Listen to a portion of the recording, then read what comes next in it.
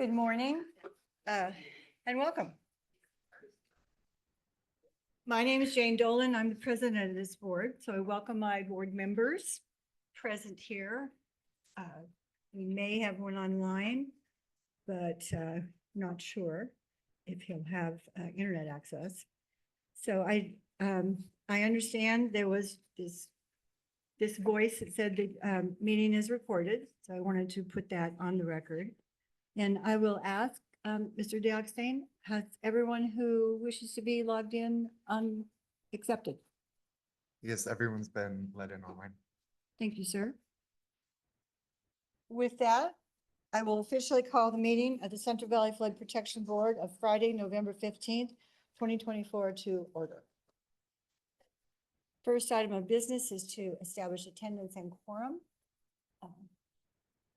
Mr. Knapp, our board clerk and executive assistant, will call the roll. Member Andrews? Here. Osler? Here. Member Griego? Here. Member Countryman? Present. Johnson is absent. Vice President Belines? Here. President Dolan? Present. We do have a quorum. We have 6 members present. One is absent now. He's on a family event, may or may not have internet access. So we may or may not hear from him, but we do miss him. That's Member Johnson. Item 2 is to ask for any introductions or announcements. Executive Officer Lee. Yes, I have one announcement.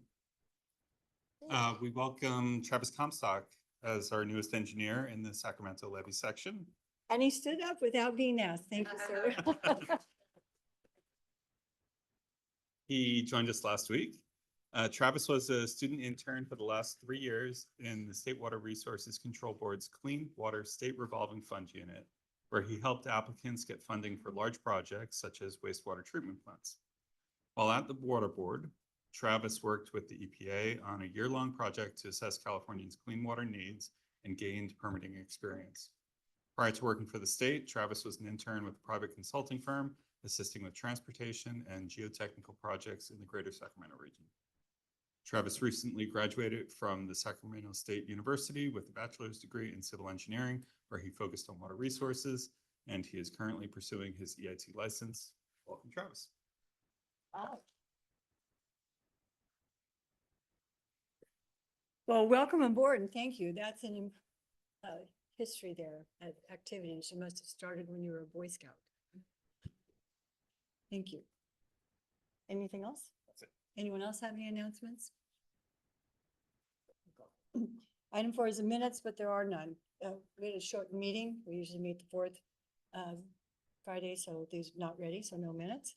Item 5 will be consent. I'll explain that when we get there. Item 6 is public comments. I just want to remind folks that they're welcome to speak on an item that's related to our work, but is not on today's agenda. You can do the agenda items when that comes up.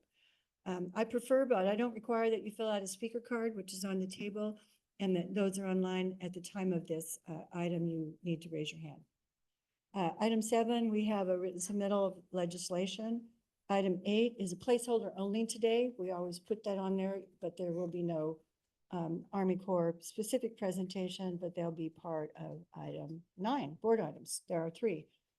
2 are action and 1 is a presentation that includes the U.S. Army Corps of Engineers.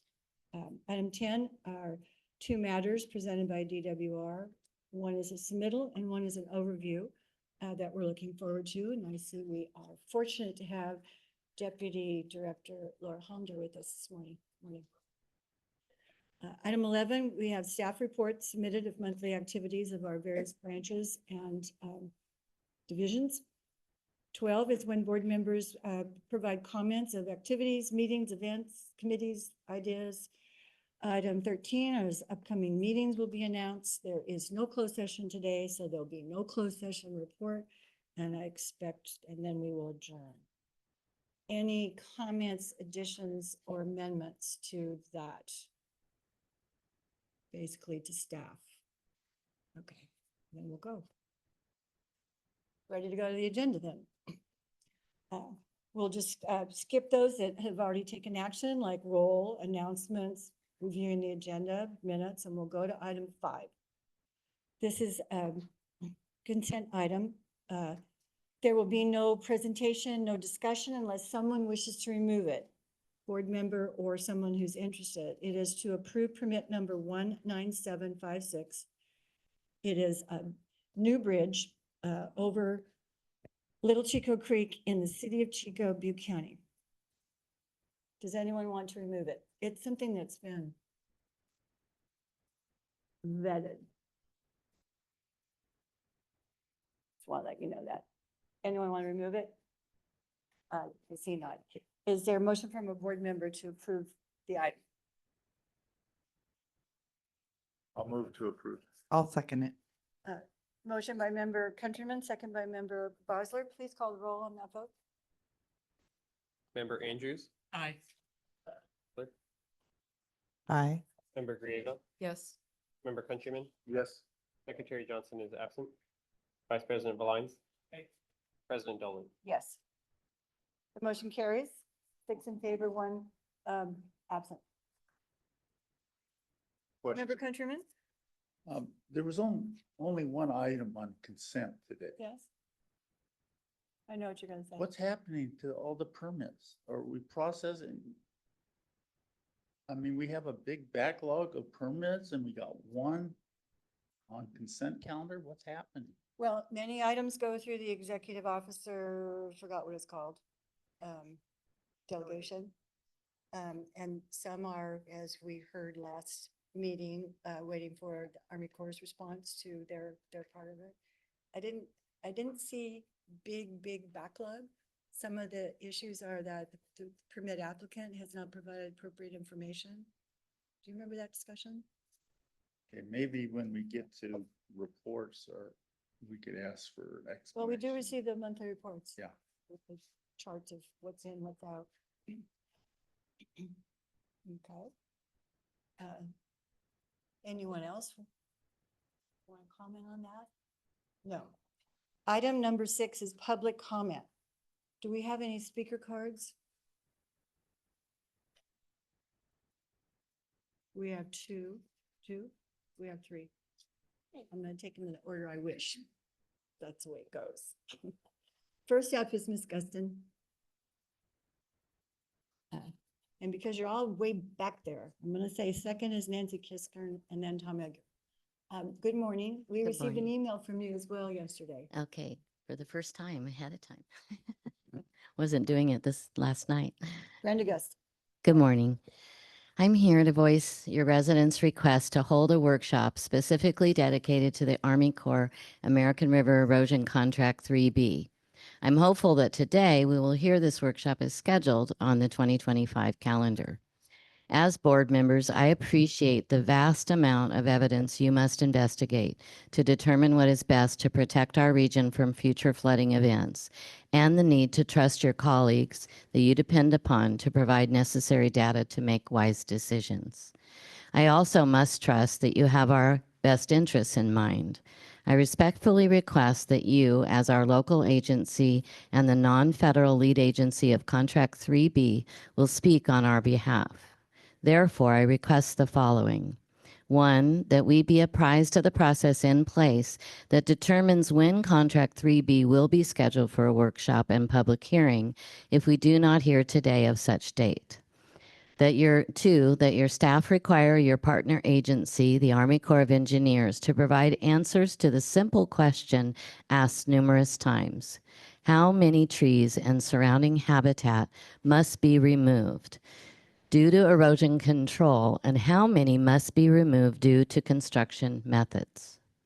3, that your staff require a qualified mentor within USAGE's Engineering with Nature program be added to the team locally, be identified to residents to work specifically on Contract 3B and future contracts on the American River, and ensure that the most state-of-the-art engineering be utilized to provide erosion control without unnecessary damage to habitat taking decades to restore. 4, provide a liaison between your staff and the public to communicate and represent the residents locally affected by this project. And 5, request that USAGE utilize the most up-to-date modeling and design to control erosion occurring now, and create and implement scheduled reviews to oversee changes occurring over time so that future needs may be initiated as needed, allowing for ongoing improvement in procedures that control erosion and preserve habitat to keep the designation of the Lower American River as a wild and scenic river, while serving as an aquatic ecosystem. This unique asset in our region and on this planet deserves more than a one and done method for control. I think that each of you are here because of your unique and excellent qualities. While you receive advice and pertinent information from your staff and those within DWR and the Army Corps, your voice is an important aspect of the planning and design taking place right now. Please allow the residents' voices to be heard through your service to all. Thank you. I think that's a bit longer than your email. If you want to leave your written comments, that would be great. Thank you. Couldn't fit in 3 minutes. Did I make 3 minutes or did I go? You were 2 seconds below, so. That is a problem with this. Nancy Kiskern, Thank you. good morning. I'm Nancy Niskern of College Greens East, and I appreciate your time and thank you, President Dolan, for your graciousness in accepting us. I appreciate that. The appendix of the American River General Reevaluation Report of 2016 provides copies of the public comment letters along with the core responses regarding the American River Common Features Project. During my review of this appendix, I found that many of the community's responses of 2016 were the same as those just filed in 2024. The public comments were concerned with access to recreational features during and after construction, design, placement, and justification for rock erosion protection along the American and Sacramento rivers, effects to vegetation as a result of the recommendations in coordination with stakeholders in future phases of the project. All of these concerns have been addressed again in the comment letters submitted this year, 2024, for the current project. If changes were made to address these comments of 8 years ago, they may not have been repeated. In 2016, the core response was this: the proposed bank protection and launchable rock trench measures are the only two measures that will address the significant erosion problem on the American River. It seems that the Corps, instead of looking for a wider choice of various solutions, has instead stuck by their original design in spite of new techniques, requirements, and resources. During the 8 years since they were printed in 2016, there was time to integrate more progressive solutions to the design. When addressing the core claim of the proposed bank protection and launchable rock trench, we argue that the core solution appears as an overkill and one-size-fits-all solution.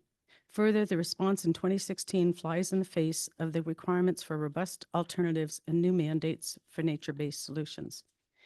We have asked for a two-way communication opportunity with the Corps for some time, not only the core presentations. We found the core definition for communication is this: communication is the practice of developing and sharing information with others and is most typically thought of as one way. If public stakeholders have no other possibility to engage with the Corps, the comment letters should be thoroughly researched and responsibly reviewed for their content. Now we also seek time for meeting and workshops with public agencies as we have not been able to engage in dialogue with the Corps. Since the Corps project has been on hold, we hope that this time can be used to engage with the Corps, the public, and constructively develop a safe and healthy riverbank that recognizes the natural wealth and erosion fighting power of this environment. Thank you very much. Thank you. If that's in writing, you're welcome to submit it to us. It's also on our transcript. That's great. Yep. Okay, yes, we got your contact. I think we know you now. Thank you. Tom Engler. Says here you're representing California Central Valley Flood Control Association. Yes, I am. Thank you, President Dolan, members of the board. Tom Engler, MBK Engineers, here on behalf of the Flood Control Association. So I wanted to raise two issues this morning. The first is one you've been hearing from me a lot about, but things seem to be going the wrong direction. That's Section 408. So we've been recently notified that the Corps gets their funding nationally, so they get one pot of 408 review funding nationally, and usually they distribute it out to the districts over, 3 or 6 month blocks. This year, because they anticipate running short at the end of the year, they're going month to month. So they're doling out money, and it's making it very difficult for SAC district staff to review permits. So they've actually reassigned a lot of their 408 staff to other projects to cover their time in this funding shortfall. And I'm just raising this because it's a huge concern for us that we already have a backlog, and it's just going to continue to get worse and go the wrong way. So the second one is Sac Bank. I don't bring this topic up much, but it's been a problem for a long time now. The Sacramento River Bank Protection Project is an Army Corps authorization. So when they built the Sacramento River Flood Control Project with narrow levees and channels, they knew that it was going to scour. So they authorized the Corps to come in and repair areas of erosion every year. That happened for a long time. In 2007, the reauthorization authorized an additional 80,000 linear feet, but now it doesn't get funded. So got some numbers here of their recent inspection. Well, on the Packer, the Corps looked at 24 of the 50 basins. They did not even look at all of the basins in the system, and only 7 of them were justifiable from an economics perspective. So that's one issue we need to talk about with Sac Bank. But of the recent inspections, there's 151 sites on their list. 11 of those sites have been removed, 6 have been repaired, so that's good news. Removed usually means that the locals or the state repaired those. There are 31 sites listed as critical, and the rest are listed as eroding. And my understanding is there's only 1 or 2 of those sites, maybe as many as 4 sites that are even being considered for design. So we have a huge backlog on Sac Bank. So we've been talking a little bit these past couple weeks, and we think it's going to be very prudent for the board and Flood Control Association to work together to get our congressional representatives involved, because I don't think that our congressional representatives are aware of these funding issues and funding shortfalls. We need to get more money into the Sac Bank programs and really need to get more money into the 408 program. On 408, SAC district processes more 408s than any other district in the nation. They've got the most permits that come across their desk. So it's really a big issue for us here in California. So with that, I'll let you be at it, and I'll see you at item 9.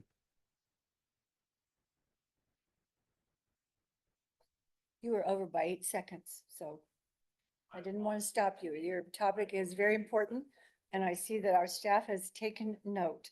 And we have a board member, countryman, and we all are concerned with backlogs. Okay. Any other public comments? Do you have any hands up? At this point, I want to say that Board Member Johnson was able to get internet connection, so he's joining us online. Good morning, Member Johnson. We have a hand up of Edward Smith. Is there a public comment, Mr. Smith? Good morning. Thank you.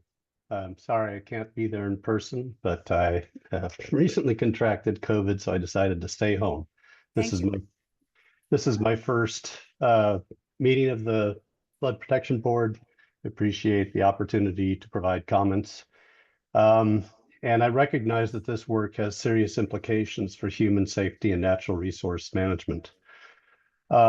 Just by way of background, I recently retired after 30 years working at the Nature Conservancy in forest science and fire management, and previously in Arizona, here in California and Arizona. I live in Carmichael along the beautiful American River.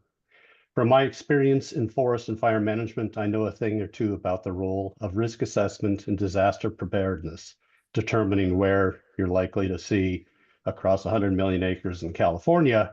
We have the intersection of high fire probability and where extreme fire behavior would happen if fire did get started, and undesirable outcomes would happen for people and nature.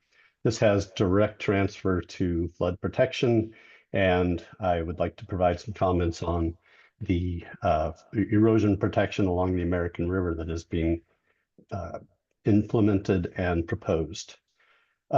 We have getting buy-in from sophisticated groups takes good information, well presented, and an opportunity to collaborate.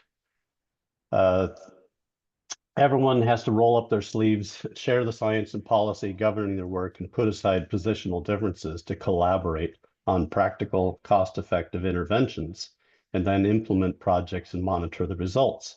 The effects and resulting ongoing efforts that we have practiced in forest management have been monumental and effective, and I'm sure you've seen the same thing in the Central Valley where there has been good collaboration. So what am I asking for? On the Army Corps Common Features Project 3B, we have the same opportunity to invest in what I like to call deep collaboration. The citizens of Sacramento County are smart. We've got engineers, hydrologists, archaeologists, biologists, other ologists who are passionate and dedicated and would like their voices heard and included in the project design through the public comment process that we've already submitted and in an ongoing public dialogue. We request that a series of workshops or charrettes be held in the coming months whereby the Corps and potentially members of this board use structured collaboration, for example, with professional facilitation provided by CPCX, U.S. Army Corps' own center of expertise, to number one, inform the public about how the proposed erosion prevention solutions match the problem. And in another charrette, number two, we can envision a robust discussion of alternative approaches to erosion prevention, perhaps ones that take other co-benefits or values into consideration, like species and natural community habitat, visual and recreational quality, especially important with the wild and scenic designation we enjoy. We are very interested in hearing from the Corps, Engineering with Nature Group, and learning how their approach applies to the American River. Finally, charrette number three, or could be the opportunity to bring all of this great information together and come up with a consensus design that serves all of our purposes and weighs the costs and multiple benefits we're all striving to achieve and enjoy. Thank We you, sir. recognize the primacy of life. You've and reached your limit, Mr. Smith. Okay. Can you wrap up quickly? Yes, very briefly. We recognize the primacy of life and property protection, but we also think that working together, we can promote policy, procedures, and practices that also protect habitat for nature and people.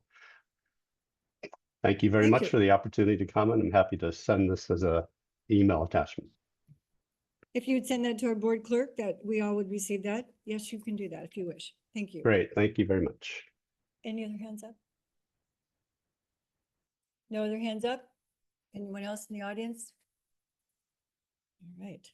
Board members get to talk about agenda items. Then we will move forward. And thank you all for your comments. We do keep them. Item number 7 is legislative update. Our executive officer puts together a summary of pertinent legislation at the state and federal level. Do you have anything you want to highlight? Nothing to be highlighted by the executive officer. Board members want to? We're always interested in this. I think it'll get a lot more active at legislation come January, so we'll hold off. Just my. All right. Did anyone in the audience read that and want to make a comment? The legislative report, any hands up on that? Okay, I fulfilled my duty there. He usually pokes me to say, you must ask for public comment, Madam President, and I know, and I want to. All right, then we'll move on to item, well, we won't move on to item 8. We'll skip it because it's a placeholder today, no actual presentation under that heading of Army Corps of Engineers. So we'll move to item 9. This is the board items. The first one is item 9A, approval of permit 19712, approving a Union Pacific Railroad bridge replacement over Butte Creek in Butte County. And we do have a presentation, an inaugural presentation. Sorry, I'm embarrassing you just a bit, but I'm glad to see you. Selena Ortega, Board Staff Operations, to provide the presentation. Good morning again. Good morning, board members and President Dolan. My name is Selena Ortega, permitting engineer with the board, and I will be presenting agenda item 9A, which is a Union Pacific Railroad partial bridge replacement project crossing Butte Creek in Butte County.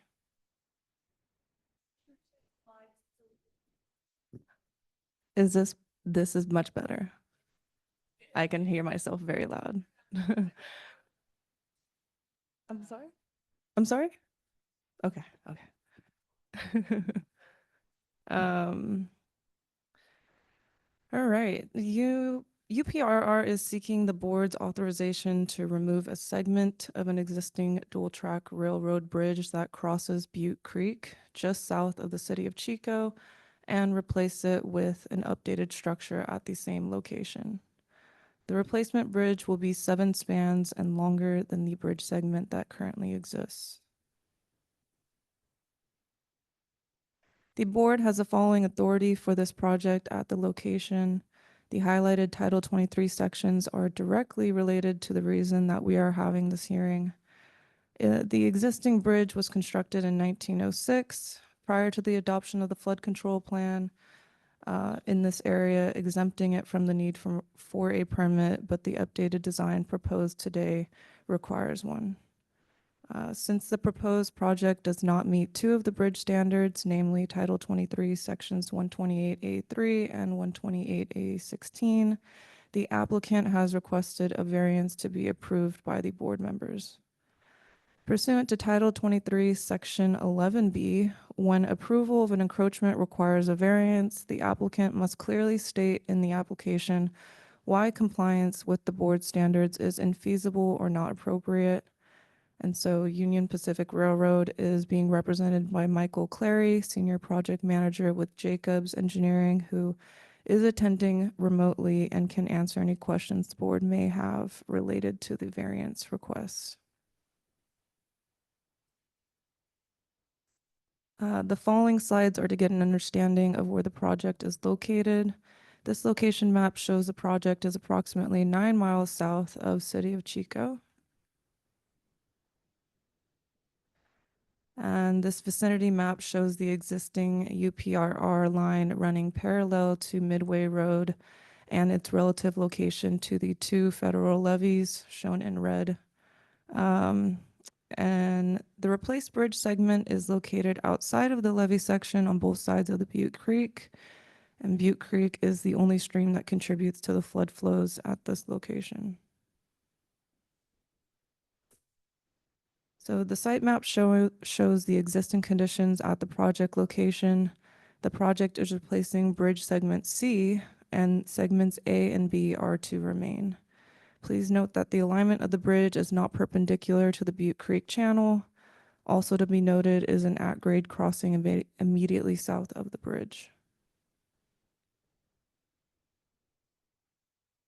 Okay.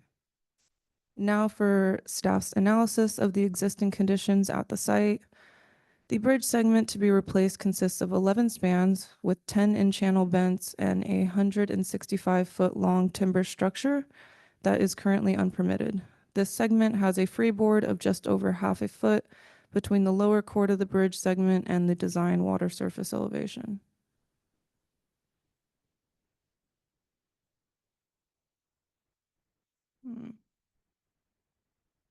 Oh, crap. All right, great. As previously mentioned, there are levees near the project on the southeast, left bank, and farther northwest, but the replaced bridge segment is outside of the levee sections on either side. The board has easements in this area and is also the non-federal sponsor regulating encroachments along this federal channel. This project has undergone a federal review.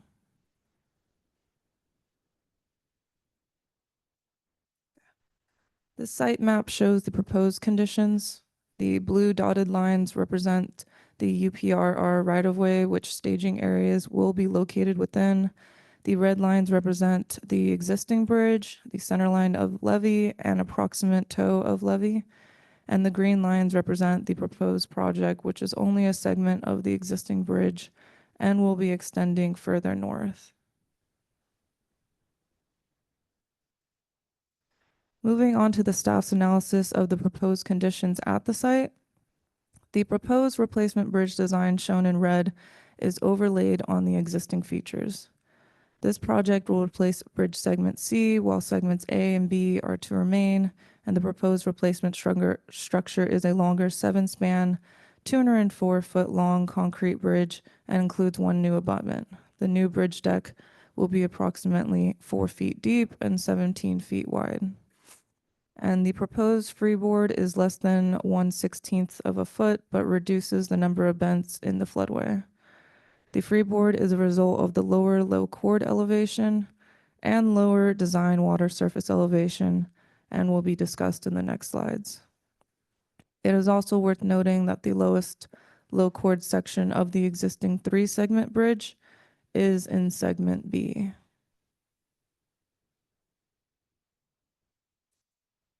The new bridge deck results in a lower chord of 3/4 of a foot, and the existing and proposed bridge piers and bents are skewed to the direction of the stream flow, which does not comply with Title 23 standards. Therefore, a variance request was submitted for this design, which will be discussed later. To analyze the hydraulic impacts on the adopted plan of flood control due to the non-conforming design, a HECRAS model was developed. The model utilized the O&M and design flow of 27,000 cubic feet per second. And the hydraulic model parameters and results were presented in a technical memorandum prepared by Olson and are shown on this slide. As previously mentioned, the proposed low chord elevation is 3/4 of a foot lower than the existing conditions. This project will result in a water surface elevation drop of approximately a quarter of a foot, and freeboard is reduced by 1/2 a foot. Both proposed and existing conditions have minimal bridge deck clearance, and the fewer in-water bents and lower water surface elevation resulted in an increased hydraulic conveyance capacity due to increased flowable open area of 105 square feet, which is a 3% increase from the existing condition. Excuse me. Okay. A HECRAS debris loading analysis was also conducted to analyze the impacts on the adopted plan of flood control due to the non-conforming design. The model parameters and results were included in the same technical memorandum and are shown on this slide. Utilizing the same design flow, the model widened both the existing and proposed pier diameters to account for potential debris buildup along the bridge. Utilizing, again, the proposed low chord elevation is 3/4 of a foot lower than existing conditions, and there is a drop of almost 1/2 a foot in the water surface elevation for the proposed condition. Okay. And the proposed bridge deck clearance is 0.32 feet less than the existing, though both existing and proposed conditions do not have clearance. While the water surface elevation dropped by almost 1/2 a foot for proposed conditions, the lower bridge chord resulted in greater channel blockage from the submerged bridge deck. Okay, board staff's conclusions of the hydraulic analysis are as follows. Post-project conditions without debris buildup result in a slight increase in hydraulic conveyance up to the design flow condition, even with the lower chord elevation. Under normal flow conditions free from debris, the project results in reduced channel blockage, but debris buildup potential remains. Under design flow conditions with debris buildup considered, neither the existing nor proposed bridge for segment C will provide clearance. The applicant submitted an emergency action plan to monitor and manage debris during high water events, which will help mitigate the risk of debris buildup. Under design flow conditions without debris buildup, assuming the EAP is fully implemented, both existing and proposed projects result in minimal bridge deck clearance. And the U.S. Army Corps of Engineers released a letter of permission on this project.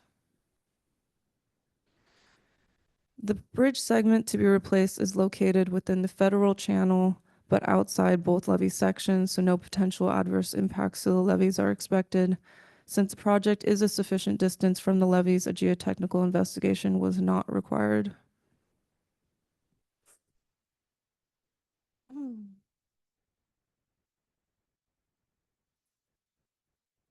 Again, the proposed replacement bridge design shown in red is overlaid on the existing features. The existing low chord of 140.87 feet and the proposed low chord of 140.12 feet for segment C are highlighted in yellow. Due to the lower proposed bridge chord, the design does not meet a board standard for replacement railroad bridges. In addition, the existing and proposed bridge piers and bents are not parallel to the direction of stream flow, again, not meeting a board standard.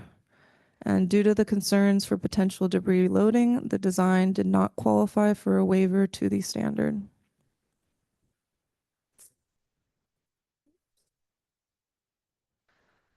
Board staff's analysis of the first variance request includes the following. The proposed project is only replacing a segment of the existing bridge, of which piers and bends do not align with the direction of stream flow.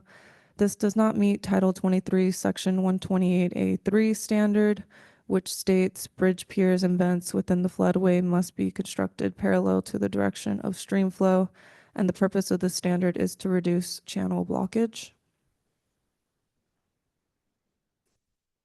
UPRR submitted the variance request shown, stating that the longer spans will increase hydraulic efficiency and decrease risk of debris collection. Under normal flow conditions, project results in reduced channel blockage and improved hydraulic conveyance with freeboard. Under design flow conditions with debris buildup, both the existing and proposed projects result in no bridge deck clearance. And under the design flow conditions without debris buildup, both projects then result in minimal bridge deck clearance.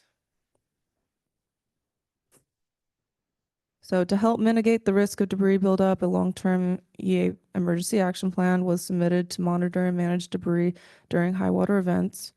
Achieving the standard would require substantial modifications to the entire existing bridge, despite the project affecting only an out-of-channel section. This approach is constrained by railroad grade constraints and would significantly impact surrounding infrastructure, including at-grade crossings and public roads. And due to the structural limitations, aligning the bridge piers with the stream flow is not a feasible option.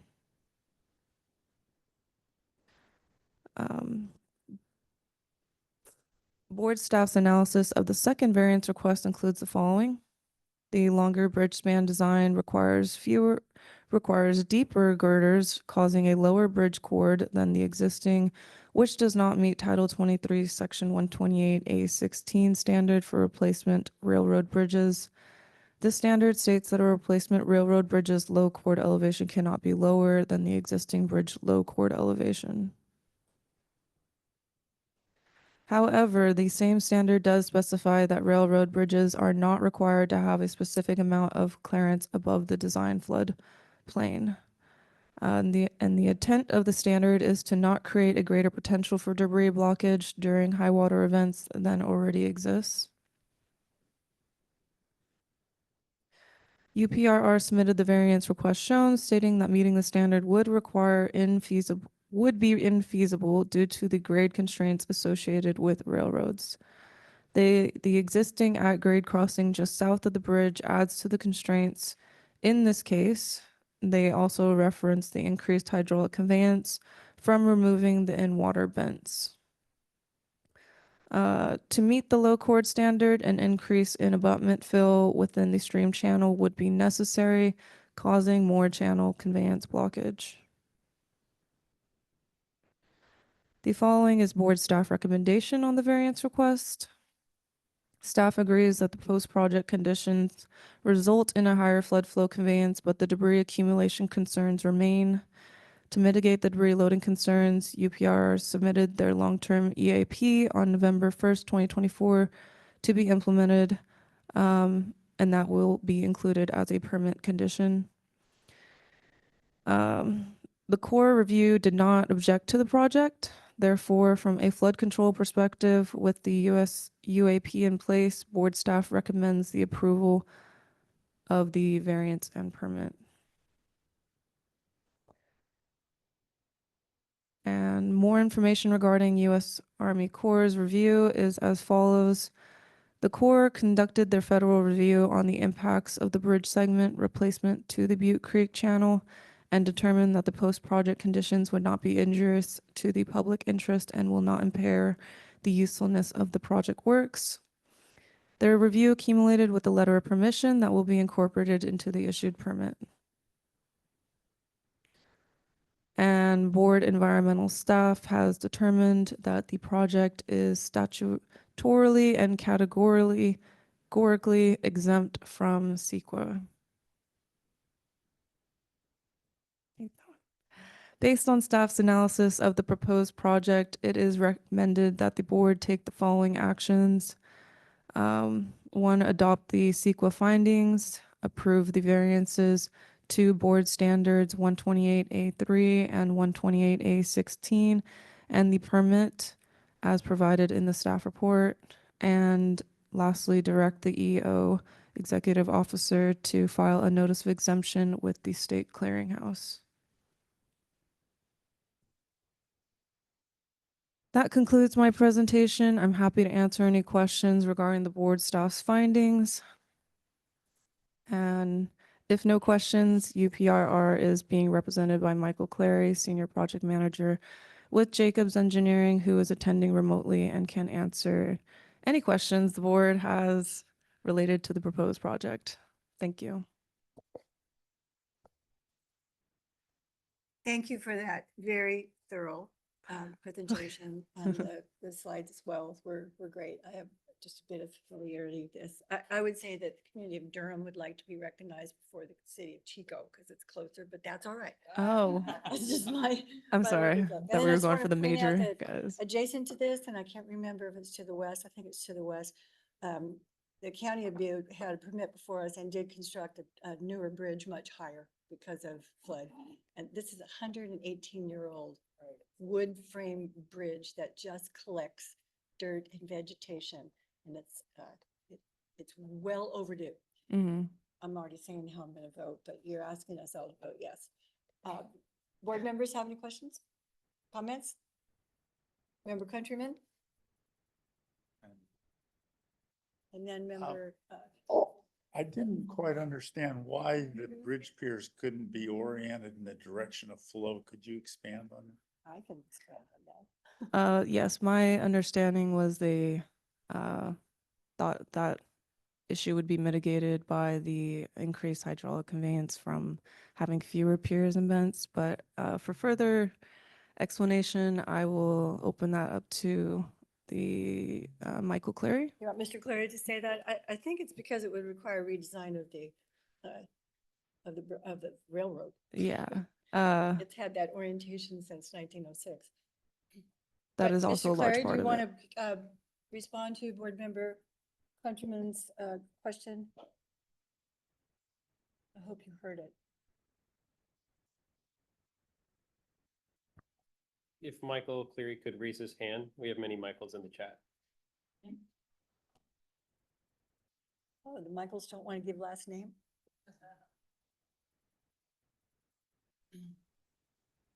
Or perhaps we could defer it to, Member Andrews, you want to go with your question while I try to figure out if you could come online? Yeah, can you hear me Mr. now? Clary? Okay, go ahead. Yeah, hi, thank you, President Dolan. Yes, I'm going to actually hand this over to Brandon Strom with Olson Associates to address that question. If you could unmute him.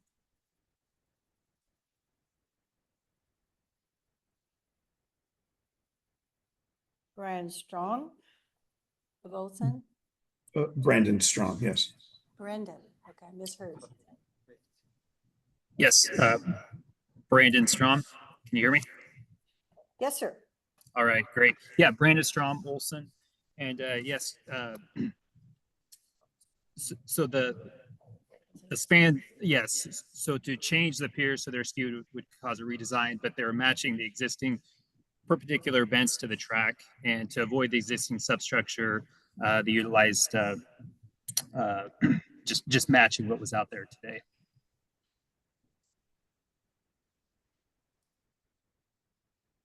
Member Countryman? You heard him and you raised your eyebrows. I mean, I don't, it's possible to reorient the, since you're building a new bridge, to reorient the piers in the direction of flow. It's done all the time. So anyway. We do have a pretty lengthy analysis on that staff report. Any further questions on that item or comments? Okay. Member Andrews. Thank you. My question, I apologize if there's something about typical practice on EAPs that I'm not familiar with, but just reading through this plan, there's a section called requirements, which describes the requirements for the emergency action plan under section 1.3 of the emergency action plan. And it says it will address the requirements presented in this document and the procedures for high water conditions, among other things.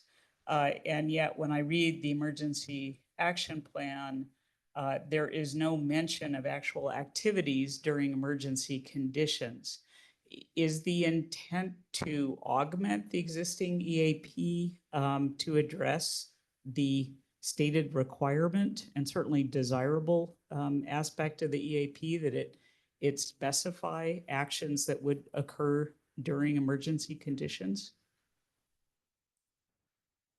I believe, if I read that correctly, there is a section that went into how they have some emergency contacts and where they can report high debris during or debris buildup during high flood flows.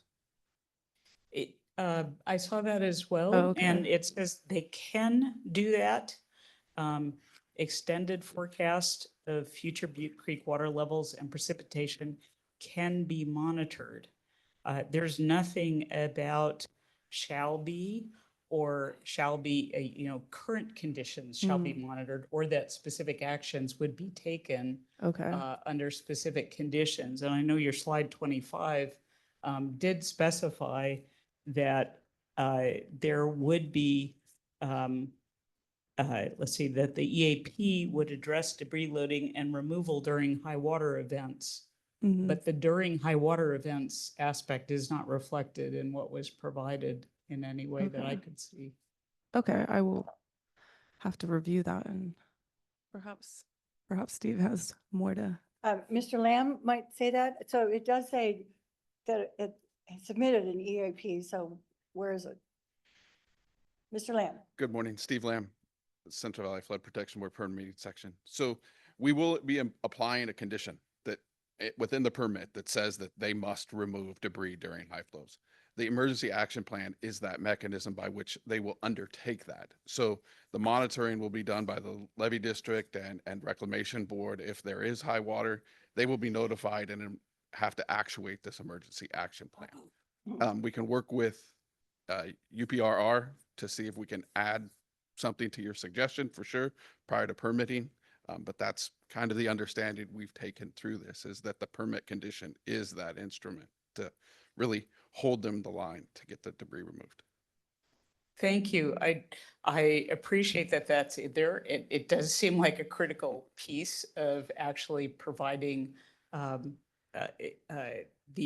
action that would be required at this particular bridge.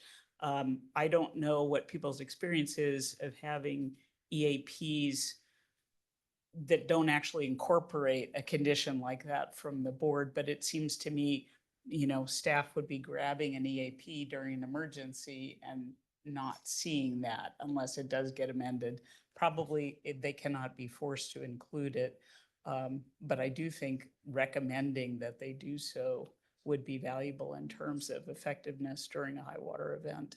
Will do, thank you. And the UPRR has been proactive in issuance of the EAP for many of these projects in the past. We haven't had that. We've had some situations in the Yuba County area where we've seen loading and not had a contact. So on request of the board, and we've worked toward this to be sure that we have contact numbers to make sure we can get a hold of somebody. They're a national organization. Like most state service, it's hard to really get a hold of the people that take action. So they've been very proactive and understanding of what our cause is and what our need is. Thank you.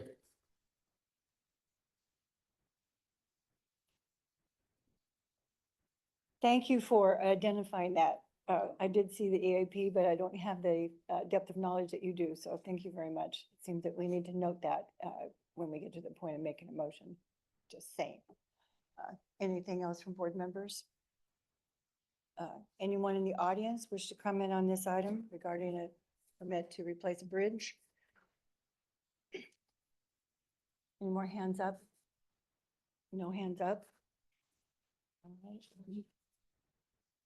Staff is recommending that the board take action. It was fully spoken by Ms. Ortega, so I'm only going to highlight that. The action could be all items in one motion: to adopt the CEQA findings, to approve the permit, probably adding there to assure that language regarding specificity to the EAP is added. Might be that, and to direct the executive officer to take necessary actions to execute the permit.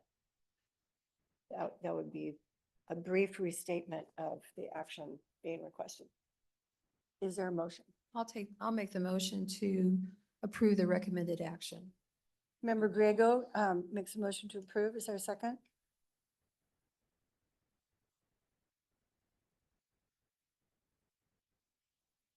I'm happy to second. Second by Member Bosler. Is there a discussion? Are you all shy or do you want to talk? Member Andrews. I would like some guidance on, from staff, perhaps other board members, on whether the appropriate amendment to request be added, be that we request that the applicant include that provision in the EAP, or we recommend that the applicant include that provision for actual activities during high water in their EAP. Through the chair, please. I wouldn't have a problem amending my motion to include that as part of the motion. Okay, and that would be to recommend? That's my question. Should it be a recommend or require? I think require. Mr. Lamb made it clear, at least the way I heard it, and he's our permit person, that specificity would be added as to what needs to be done. Require. Nodding, Okay. yes. Yeah. That's not going to have a significant holdup or anything. No, it's just a permit condition. Mm. So. No, we can direct that in the action, so. Right, I think what's lacking is really, it's very bare in that 1.4. It doesn't speak to the high water event at all, even though up above it says something about high water, but then It it says- doesn't speak to it. So I think it's really putting more meat on the bone in that section 1.4 about what the expectation is, that I think we could just be far more clear. Mr. Lamb, you To want to the help us with the railroad. language to add to this motion? Yeah, what we'll do is we can work with UPRR to update the EAP pursuant to our condition to be most direct and forming to that agreement. So then the motion, would a motion then to require that UPRR incorporate language reflective of the permit condition into the emergency action plan be an appropriate way to state Very well stated. I would agree. Modification. Okay. This is recorded and transcribed. So if the maker of the motion would agree, I would suggest that language just said by Member Andrews replaces what we were doing before. And I And would be it's- happy It's under the to amend approval my of the motion permit and subject to. and subject to Member Andrews' recommendation. And it's not request, it's direct. And the second would follow to that. And the second follows, just want to be clarified there. Okay, and the seconder agrees to that. So is the motion understood? Mr. Dua, do you understand the motion? So I'm going to count on you to make sure it's written correct. 'Cause if I keep talking, everybody's going to go, no. Are you ready for a vote? Please call the roll. Member Andrews, Aye. Member Bosler, Aye. Member Griego, Yes. Member Countryman. Yes. Secretary Johnson has joined online. Can you hear us, Secretary Johnson? Aye. Can you hear me? Yes, we can hear you. Yeah, it's good to hear your voice. That was the yes for I can hear you. And I for the vote also. Vice President Valines. Aye. President Dolan. Yes. That permit is approved. There was a condition added, the specificity there. So that's done.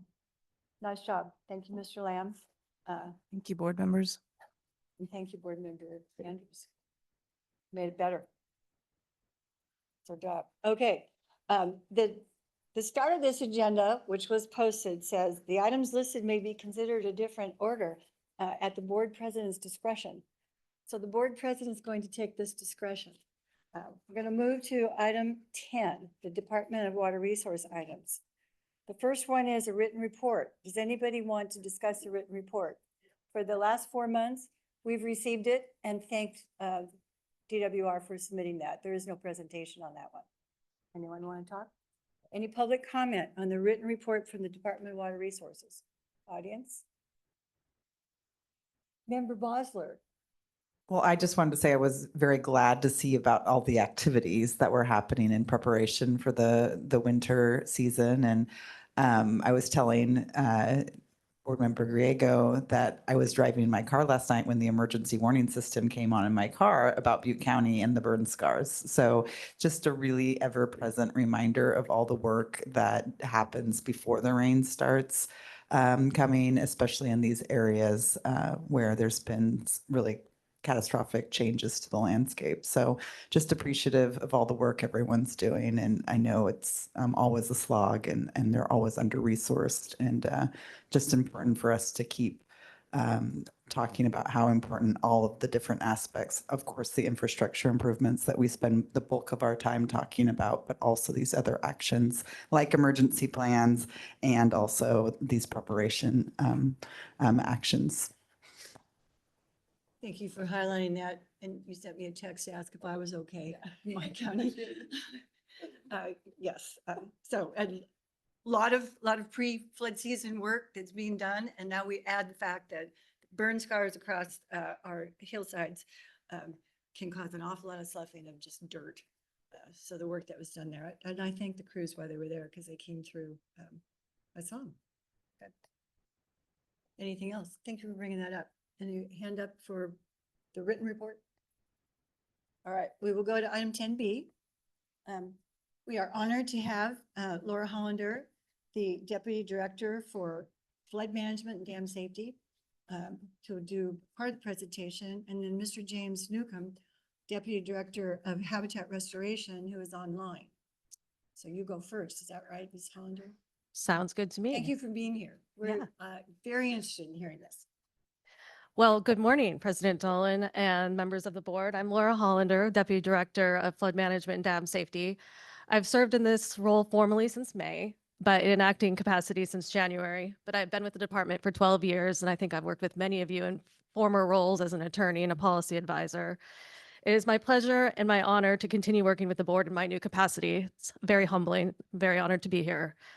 As just mentioned, we are now in flood season, and while much Work has been done to reduce flood risk in the Central Valley. Over the years, much work remains. I am dedicated to work with you all to do everything we can to protect lives and property in the Central Valley, as laid out in the Central Valley Flood Protection Plan, our collective strategic blueprint for floodplain management and flood risk reduction. However, challenges lie ahead. Much of our infrastructure is continuing to age, all while the impacts of climate change and extreme weather are upon us. And while we are grateful that Proposition 4 passed and will provide some badly needed funds, it is a drop in the bucket of the funding needed to continue to reduce flood risk in the Central Valley. I am here today to tell you about our recent reorganization in flood management at DWR. Much of what you are familiar with has not changed. Many of the programs will remain managed by the same people. However, there are some significant changes that I will highlight for you today.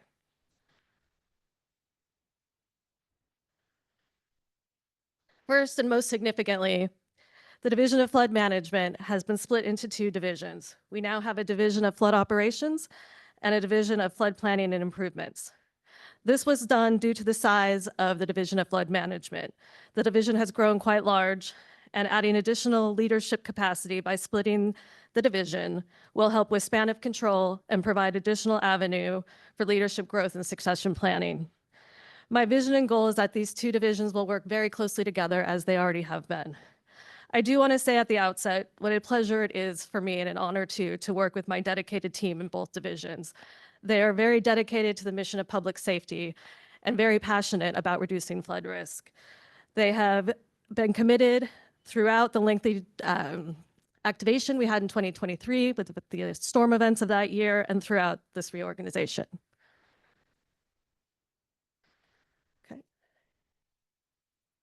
Okay, so in a snapshot, this is the new reorganization of the two divisions. At the outset, I'd also like to announce that Lawrence Sanity has been appointed the division manager of the Division of Flood Operations beginning the 1st of this month. Lawrence, for those of you who don't know him, has been with the department since 2012. He has served in various capacities over the years. Most recently, he has held numerous roles in our hydrology and flood operations branch, including serving as the Flood Operations Center Director.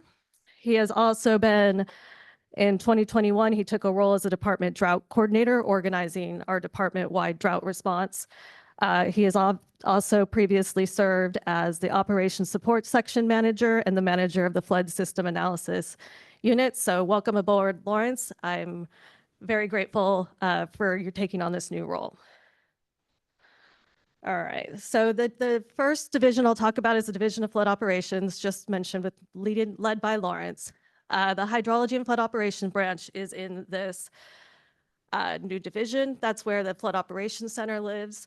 The Operations and Maintenance branch under Mitra Amami, the Floodplain Management branch under Connie Perkins as an acting role. Mike Mearswa is now in a special projects capacity working on executive priorities, including state flood insurance and helping us with flood flows on the technical side being diverted for groundwater, among other things. The Program Control and Resource Management under Sue Kayat, special projects like I just mentioned with Mike and John Erickson, and the Safety Program Unit. In the other division, Division of Flood Planning and Improvements, Jeremy Eric is currently acting in that role. We do have a successful candidate for that role, which I hope to announce very soon.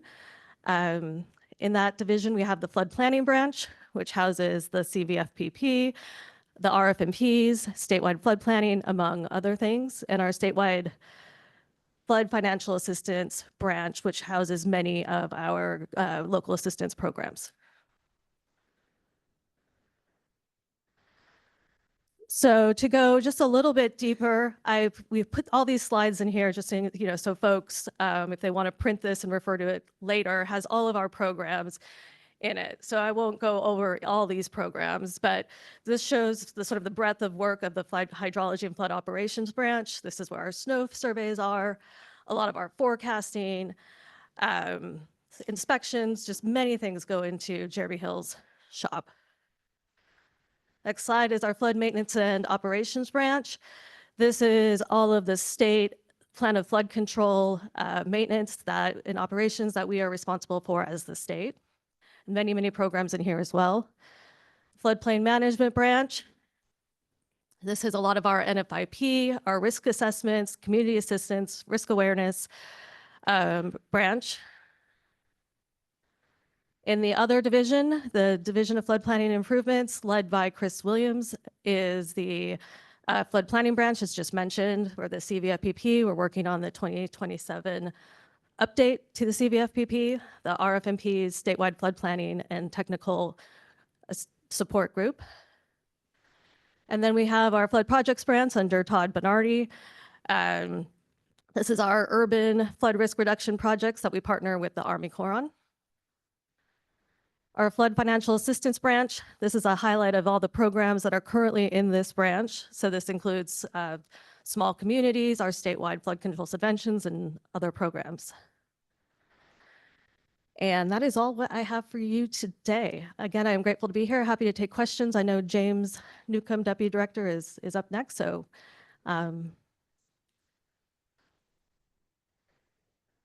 comments and questions on yours. I think I just figured this out. All of these other charts flow from the first one. Yes. Division of Flood Operations. Yep, it's just a little more in depth Okay. than the Yes, branches. forgot. Well, thank you for that, because we're always like, who works where?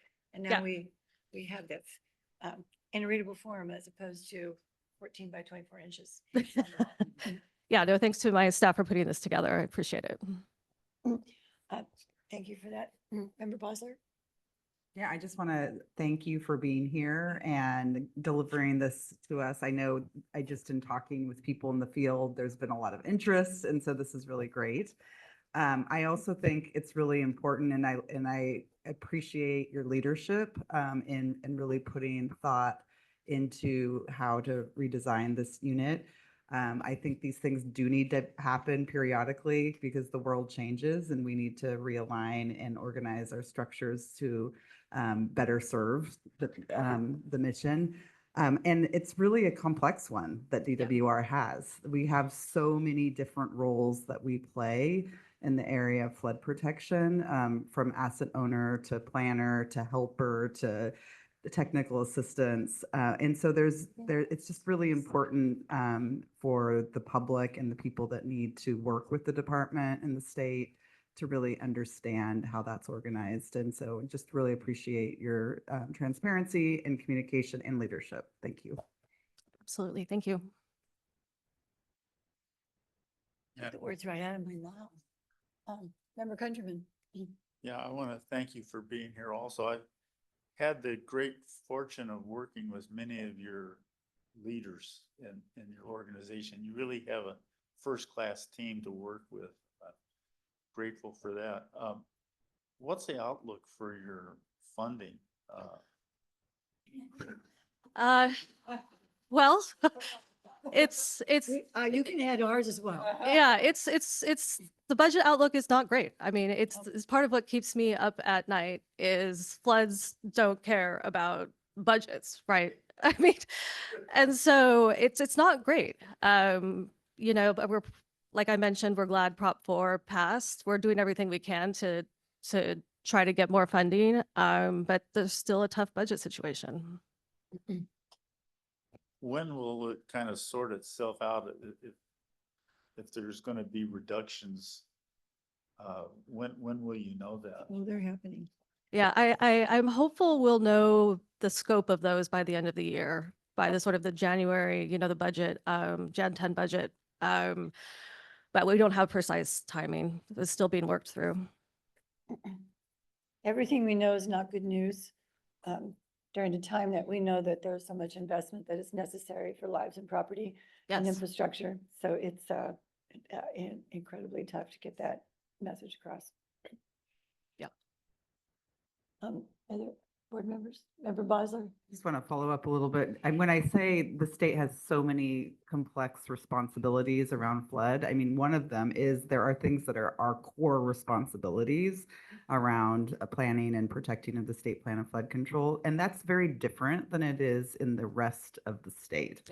The Central Valley, because of unique circumstances of development of large flood projects, there was lots of decisions made that the state would take on some of these responsibilities.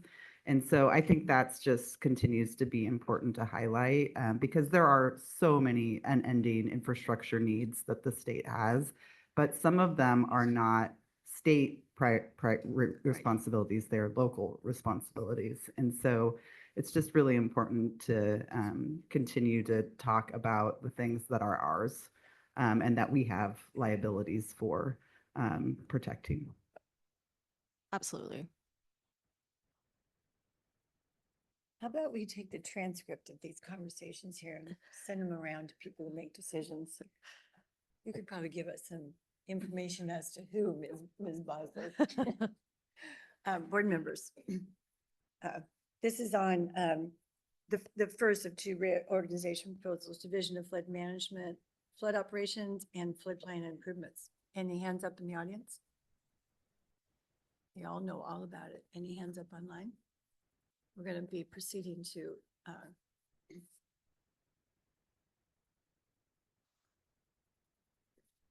James Newcomb. I had to find this. Yeah, James Newcomb. Thank you very much. Super appreciate the presentation and that you're here.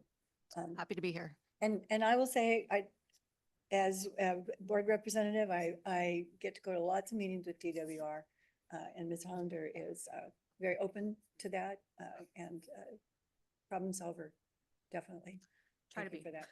All right, thank you.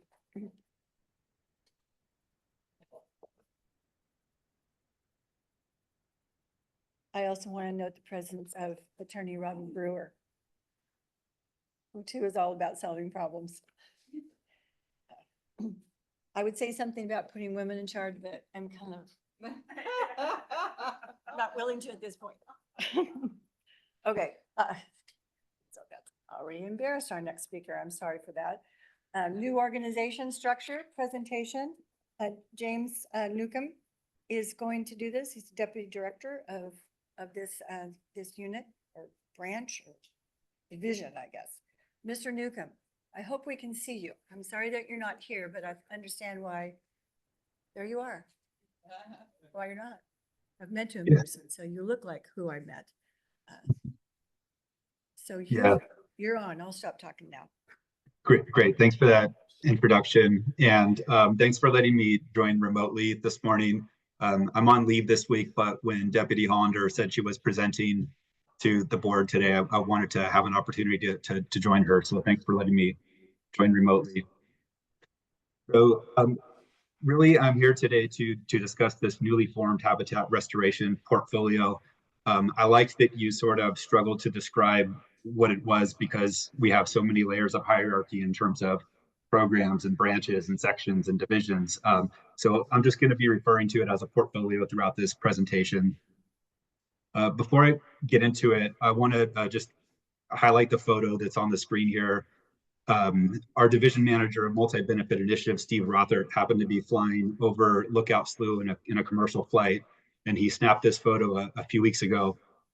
And really, I wanted to highlight it because it's a newly completed project that achieves multiple benefits for ecology, but also for flood safety. And it really embodies the types of projects that we're trying to do with this habitat restoration portfolio. Next slide.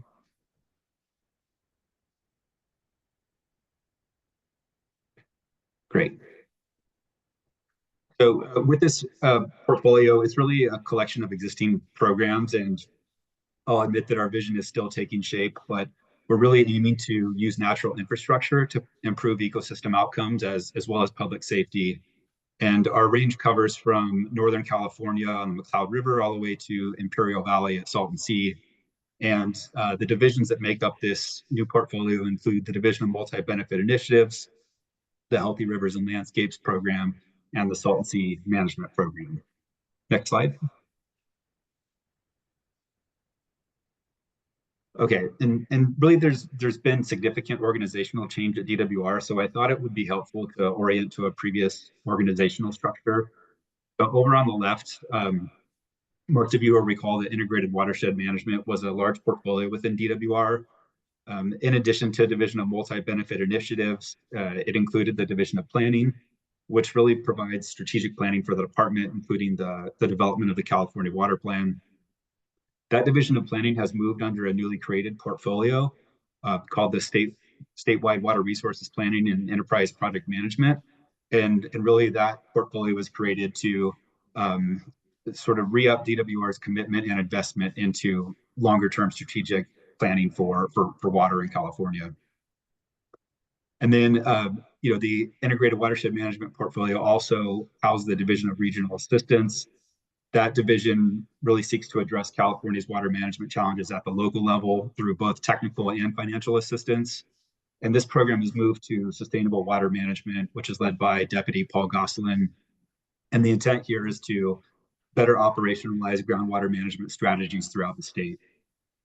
And of course, the Division of Multi-Benefit Initiatives now resides within the Habitat Restoration portfolio. It's joined by the Healthy Rivers and Landscapes program, which is DWR's commitment under the voluntary agreements, as well as the Salton Sea Management Program, which is really about reducing public health concerns related to exposure of lake bed on Salton Sea, and as well as improving ecological outcomes down at the sea. And the intent behind all of these moves was to consolidate habitat restoration programs with a focus on really better integrating habitat restoration activities across our flood safety and water management programs, and really just bringing more bandwidth to a deputy that could sort of up our commitments in habitat restoration. Next slide. So this will give you a layout of the structure. Our Division of Multi-Benefit Initiatives houses, important programs that have to present regularly at the Central Valley Flood Protection Board. Those include our system-wide multi-benefit initiatives branch, led by Mary Jimenez, our Delta Resiliency branch, led by Brian Brock. I've got those highlighted orange because I'm going to highlight a little bit more of what those branches do on the next slide, but stick with me on this slide for a second. Also within DMI is statewide restoration initiatives led by Mark Commendatore. That group really focuses on more upstream improvements and recovering river ecosystems. And then we've got a policy and project management branch led by Michelle Jesperson, as well as our admin and business services branch led by Lisa Peters. So moving over to the Healthy Rivers and Landscapes program, again, that's a large program that crosses a number of VA parties, but this is really to help implement DWR's commitments under the voluntary agreement that's led by Eric Lobachevsky. And then finally, the Salton Sea Management Program, which works closely with CDFW and CNRA to implement 30,000 acres of really public health safety projects to limit emissive dust and deliver projects that improve aquatic ecology down at the Salton Sea. I'll move to this is kind of my last slide here, and I just wanted to highlight the group that really work most closely with the Central Valley Flood Protection Board. So we have the System-Wide Multi-Benefit Initiatives branch focused on developing and implementing. Oh, and if you wouldn't mind just jumping to the last slide there, sorry. They're really focused on developing and implementing multi-benefit projects in the Central Valley that are consistent with both the flood protection plan and its conservation strategy. That branch includes two sections, and those are really to provide engineering and environmental expertise for our multi-benefit plans and projects. And as an example for what these groups work on, a flagship project for this team is the Lower Elkhorn Levee Setback Project. And then moving over to the Delta Resiliency branch, led by Brian Brock. That's a collection of programs that are really about investing in Delta levees. That Delta levee section includes our subventions program and special projects program. And then under that branch is also the Delta Project Delivery. That's a section that develops and carries out large-scale multi-benefit projects. An example would be McCormick-Williamson Tract. And then finally, the Delta Ecosystem Enhancement Group. And they're really about developing and implementing mitigation sites and adaptive management on our restoration sites with a climate change emphasis. So that concludes the presentation. Again, thanks for the time and being able to present virtually, and I'm happy to answer any questions. Thank you for that. And thank you for joining. We look forward to more of these and seeing you in person as well. Board members I have something that I'm gonna ask for you all first. Board members? Hmm? I know. Member Bosler. No, thank you for your presentation. Appreciate it. I'm just trying to understand kind of the big org structure and how your portfolio sits in the org structure. Is it next to Laura or like, is that okay? I Yeah, just that's get. fair. That's fair to say. So Okay. it is next to Laura, and so it is a new deputy director position, really aimed at elevating and implementing our habitat restoration efforts within the Department of Water Resources. Thank you. And then one other question. You said the upstream work, kind of upper watersheds, was that in statewide restoration initiatives? Is that where you said? I missed it, sorry. Correct. That's correct. Okay. Well, I mean, I think this is really exciting because you really see the updated alignment with the way in which we really want to think about flood in a much more integrated way and a much more win for the environment, win for public safety, win for farmland conservation in some cases.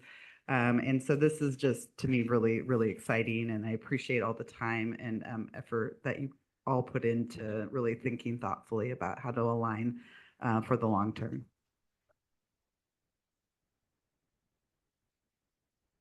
Other board members? This was a monumental effort to do that, to address all of the complexities and interrelationships of water, flood, everything else. It's amazing. I do admit a little jealousy that you have more boxes than we do. But that doesn't mean we're any less important. And I know that you know that. My one concern, and I just want to state this, I see that the Central Valley Flood Protection Plan, therefore the plan and its updates are in the flood planning branch, and the conservation strategy is in the portfolio of Division of Multi-Benefits. So I'm certain that there will be very close specific coordination with that. They're not two separate documents, two separate ideas about the plan, but a way to coordinate that. And I see some nods. Deputy Director Hollander is going to come up and say, okay. Absolutely. Absolutely is better. Thank you.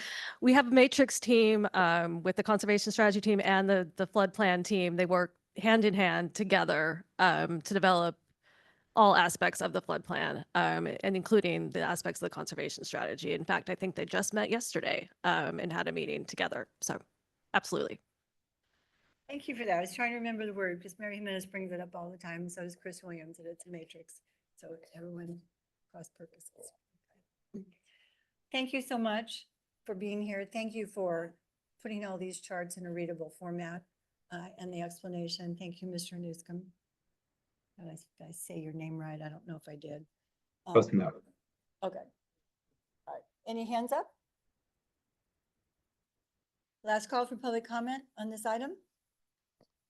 I'm going to call for a 10-minute break, and then we'll proceed with the order that the president suggests. 10-minute break.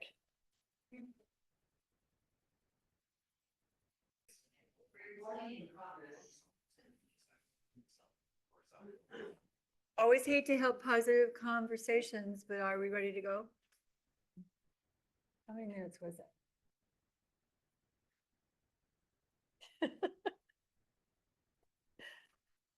The board will reconvene. If you heard me laugh, I was just talking to my board clerk who said you did your typical 10 minutes, Jane. I think you said Madam President, but yeah, there's a little joke there that I called 10 and then it's always a little longer, but it was the fire department. And we're back after a fire drill. We are at, we're back to 9B, B as in boy. So our presenters will come closer to our initial present. Item 9B is a presentation of the U.S. Army Corps of Engineers System-Wide Improvement Framework Program, which we all call SWIFT. So now we've said it there. And Zubair Dosu Board Staff Flood Systems Improvement Program is going to provide overview and initiate this important presentation, which I think will garner some discussion. That is correct. It's a very important presentation, a wonderful series of presentations that we have for you today to give you an update on the Corps SWIP program. And I have a slide here. And just to introduce myself, my name is Zubair Dosu. I am the manager of the board's Deferred Encroachment Compliance section. And as I mentioned before, we have a series of presentations to give you an update of where we're at in the SWIFT program. To start us out with the presentations, we'll have a SWIFT program overview, and that will be presented from the makers of the SWIFT program. That is our core representative, Stefan Vedolani. He is the PL 84 program manager for the Corps. And following his presentation, I will present on the SWIFT metrics. We'll talk about numbers and we'll take a look at where our levee systems are at in the SWIFT program. And then we'll go on to discuss the board's role in the program. And finally, we will talk about the 5 recently approved SWIFTs. Following my presentation to conclude will be a presentation on the update to Yolo County's Huff Corners project, which will be presented by Tom Engler with MBK Engineers. He is one of the SWIFT representatives. So without further ado, I would like to welcome Stefan to get us started off here for his presentation. He is joining online with us today. Chavez, if we can go ahead and pull up the second presentation.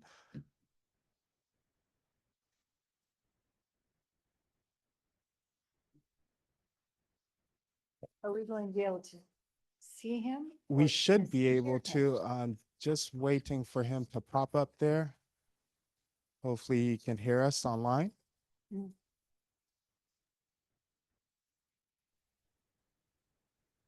Well, we welcome you, Manager Vitolani.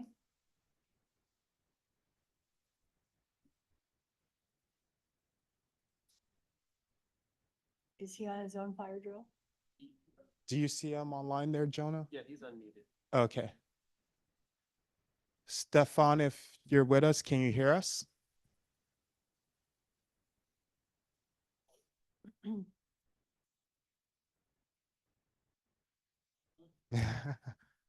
Is there a photo? Is there a visual as well?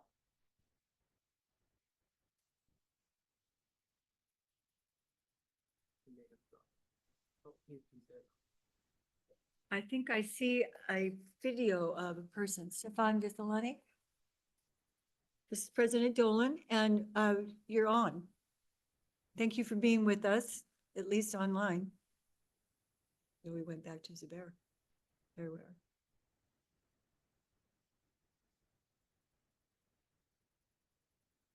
It's still morning, so good morning, sir. If you're talking, we can't hear you.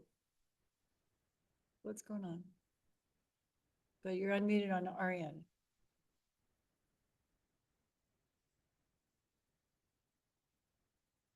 Now it's not moving.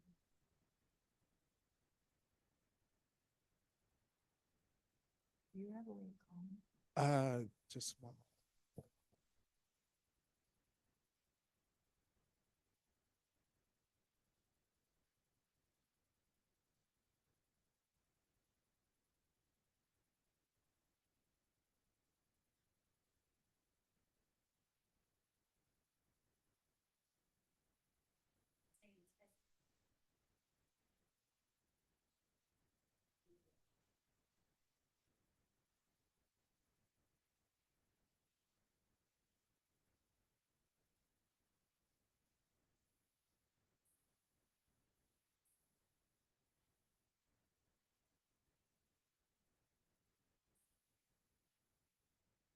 This room got awfully quiet. Okay, so I do see Stefan here with us. Can we hear him? Oh, that's you. I'm the last one to give input on how to fix a computer connection, believe me. Mr. Can you hear me now? Yes, we Sometimes can you hear can you. do it. Yes. Awesome. What, Thank did I you. Sorry hear? about that. Oh, hooray. Mr. Vitalani, good morning. Good morning. Thank you. Happy to have you finally. Yes, thank you. Little technical difficulties with the Zoom, I guess, with unmuting. So apologize for Oh, that. well, we're used to all of that, but we made it. So you're on, sir. Thank you. All right. Yeah, again, good morning and thank you for having me. My name is Stefan Bifalani.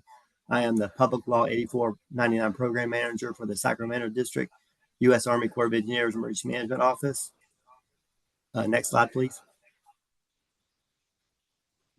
This is the agenda, and the objective of these slides is to provide a basic knowledge of the system-wide improvement framework policy and how it relates to our PL 8499 rehabilitation program.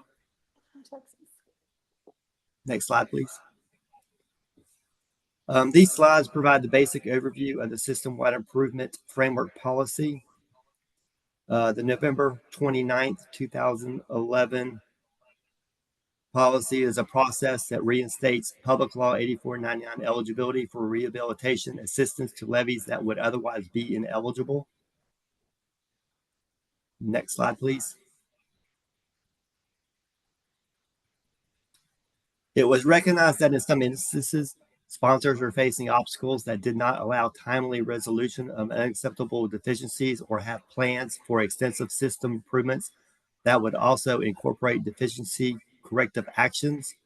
The SWIFT policy allows time to develop a plan for incorporating deficiency corrections along with other system-wide improvements.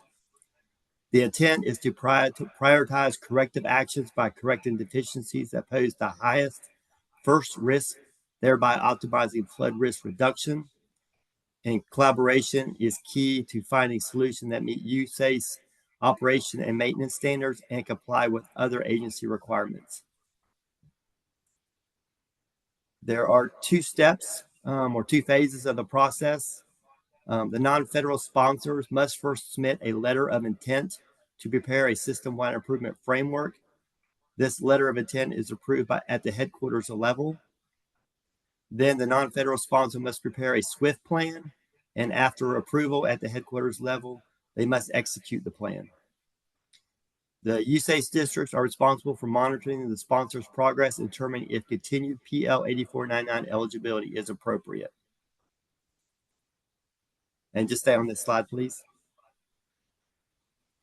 I go back one. Thank you. Typically, the LOI or letter of intent process takes about 90 days, 30 days at the district level, 30 days at the division level, or 30 days and then 30 days at the headquarters level. The intent is to come close to the date the levy will become inactive. It is not intended for a levy to be placed in inactive status if the 90 days is exceeded. For minimally acceptable levies with unacceptable deficiencies, the USACE allows 2 years to correct unacceptable deficiencies where those deficiencies are judged to not impact levy function in a flood event. If more than 2 years are needed to meet the USACE operation and maintenance standards, the mitigating conditions that cause the need for more time need to be explained in the LOI. Eligibility for PL 8499 rehabilitation assistance depends on the sponsor meeting their commitment to development and implement of the SWIFT. Next slide, please.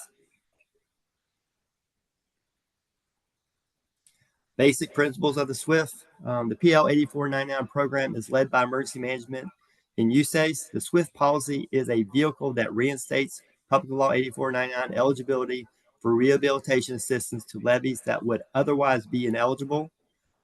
Emergency management can and often does delegate the technical work to engineering. Levy safety has largely been the SWIFT policy advocate and directly engaged with the non-federal sponsors. Emergency management is responsible for policy implementation. The letter of intent is the sponsor's earnest commitment to develop a detailed plan to work toward USACE standards in a prioritized way, first focusing on repair of deficiencies posing the highest public safety risk. There are some key things USACE wants the sponsor to understand as they make this commitment. In return, USACE is agreeing to accept their commitment and provide rehabilitation assistance if the levee is damaged. Again, we are looking for eventual compliance with USACE operation and maintenance requirements, ultimately wanting to reduce flood risk. Next slide, please. For the LOI requirements, identification of the levee system or systems to be covered by the SWIFT, including system name and system identification number as listed in the National Levee Database. A brief description of deficiencies or issues that will be included in SWIFT and discussion of how the system-wide approach will improve and optimize overall flood risk reduction. This includes identifying any conditions not within the control of the levee sponsor that prevents them from correcting unacceptable inspection items in a timely manner. Demonstration that significant non-federal resources have been or will be committed for developing or implementing the SWIFT. Anticipated interim risk reduction measures that will be implemented throughout the SWIFT process, including overall risk communication approach that address risk to life increased by system-wide deficiencies. A brief description of existing or planned interagency collaboration efforts that will contribute positively to the SWIFT development, implementation, and oversight, and list of anticipated state and federal permits and consultation requirements needed to implement the SWIFT. Next slide, please. The LOI will be reviewed and approved at the district level, then review and approved at the division level, and review and approved at the headquarters level. Next slide, please. For the SWIFT development, again, identification of the levee system or systems to be covered by the SWIFT, including system name and a system identification number, as listed in the National Levee Database. Description of proposed levee improvement and justification how the SWIFT optimizes flood risk reduction. A plan and schedule for interagency collaboration, including environmental and or tribal consultation, if applicable, in the implementation of the SWIFT. Documentation of specific agreements, such as project-specific agreements between levee sponsors and USACE or other agencies, organizations related to the implementation of levee modifications under Section 408 or other overlapping USACE policies and studies applicable to the levee systems identified in the system-wide improvement framework. Documentation and any regional considerations, approaches, and tools to be used during implementation of the system-wide improvement framework. Description of interim maintenance standards that will be implemented during SWIFT to mitigate conditions of uncorrected, unacceptable inspection items. Interim risk reduction measure plan, including a risk communication plan that addresses the risk to life increased by system-wide deficiencies. Schedules and milestones that will be used to monitor progress and to determine continued eligibility for PL 8049 rehabilitation eligibility assistance while a SWIFT is being implemented. And for those levee systems shown as accredited on the Federal Emergency Management Agency flood insurance rate map that are part of the SWIFT, documentation that FEMA has been informed that these levee systems with unacceptable inspection items are being addressed in a system-wide improvement framework. Please note that an extension of eligibility of rehabilitation systems through SWIFT process by USACE does not constitute an extension of accreditation for FEMA purposes. FEMA determines how SWIFT may or may not impact accreditation. Next slide, please. Developing a SWIFT does take time and funding. Once the LOI is approved, we'll require annual progress reports on how the draft SWIFT is coming along, and USACE will review and can provide comments back. Next slide, please. The SWIFT will also be reviewed and approved at the district level, division level, and at headquarters. Next slide, please. For monitoring, we will look at the annual progress reports that provide updates to the schedule and milestone, interim risk reduction measures, emergency action plan and risk communication, and with every 2 years, the progress report being reviewed at district, division, and headquarters level for continued eligibility. Next slide, please. A SWIFT can be terminated once the levy standards have been met or the essential items are at least minimally acceptable, or if progress is not being made. And the sponsor should continue to always improve the levies. Next slide, please. Just key points.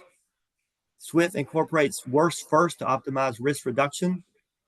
Two-phase process, letter of intent approval followed by SWIFT acceptance. Reinstatement of PL 849 eligibility status. The letter of intent and SWIFT are commitments by the non-federal sponsor to prepare and execute SWIFT plan. The SWIFT goal is to restore levees to USAID's levy standards and reduce flood risk. Next slide, please. This is the end of my presentation, pending any questions. Thank you.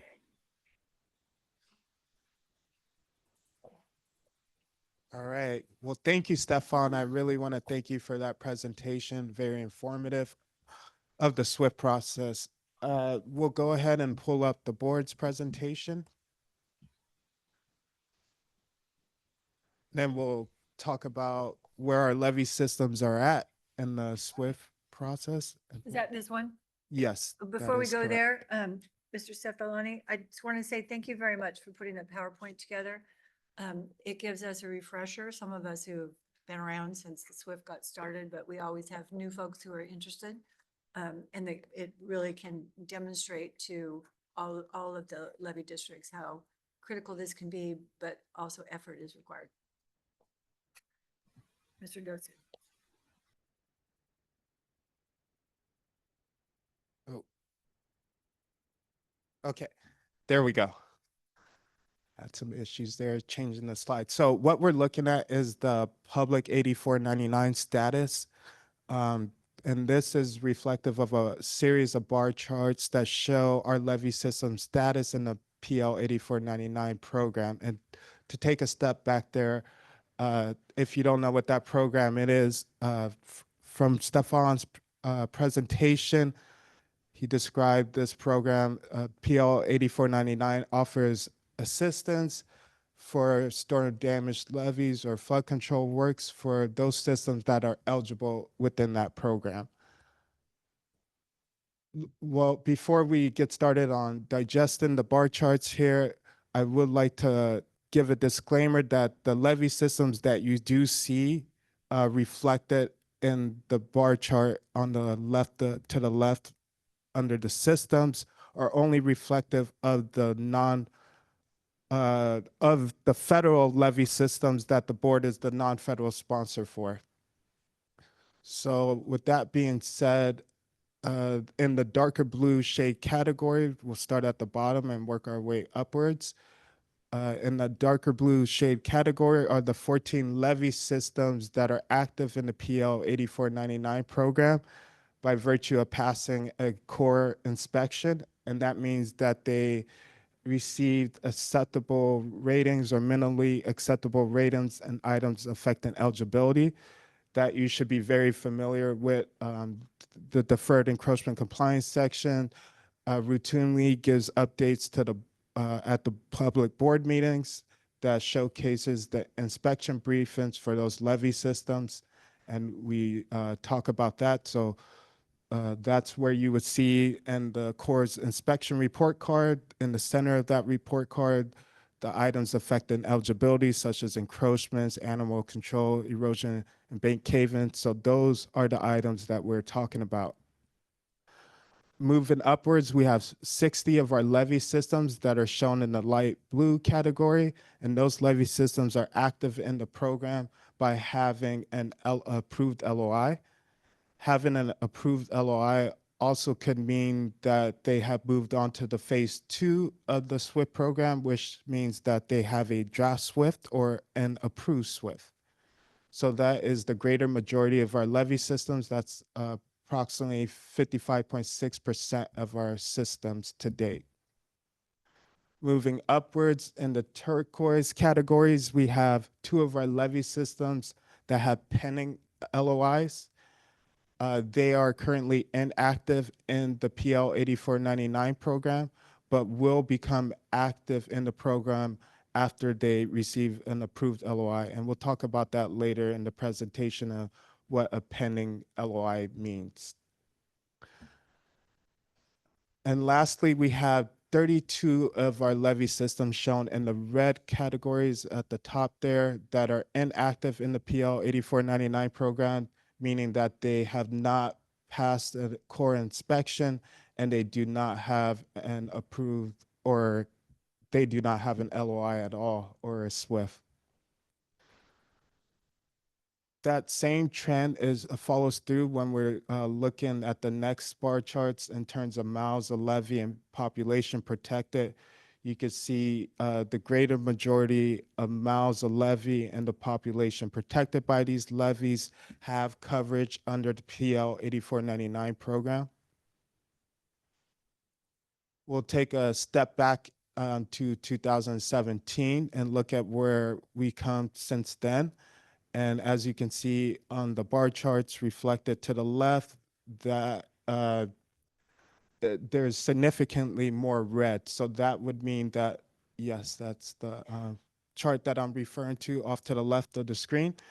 It showed, I believe there's about 85 systems that were inactive in the program. And there's been significantly increase into the participation in the SWIFT program that allowed more of our systems to become active in the program. So about 50, over 50 systems became active since 2017. And see towards the right of that image, you see the reduction in red there. So quite an improvement in participation over that 10-year period. That is correct. And the same follows true when we're looking at comparison from 2019 to 2024 with our PL 8499 status.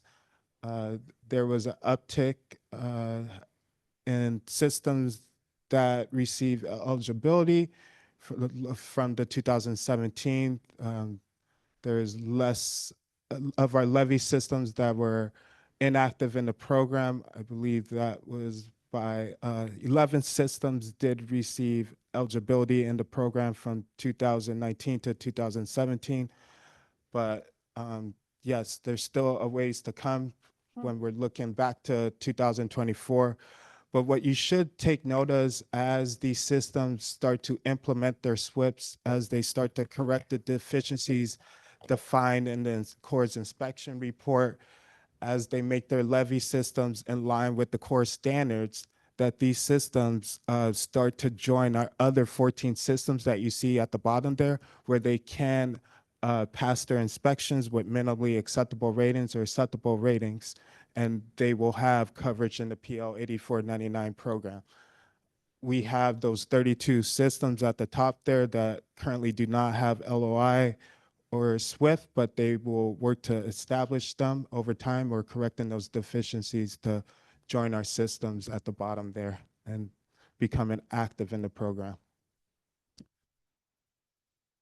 The next series of slides that we'll go over are a reflection of the previous slide. It's only presented to you in terms of the SWIFT program.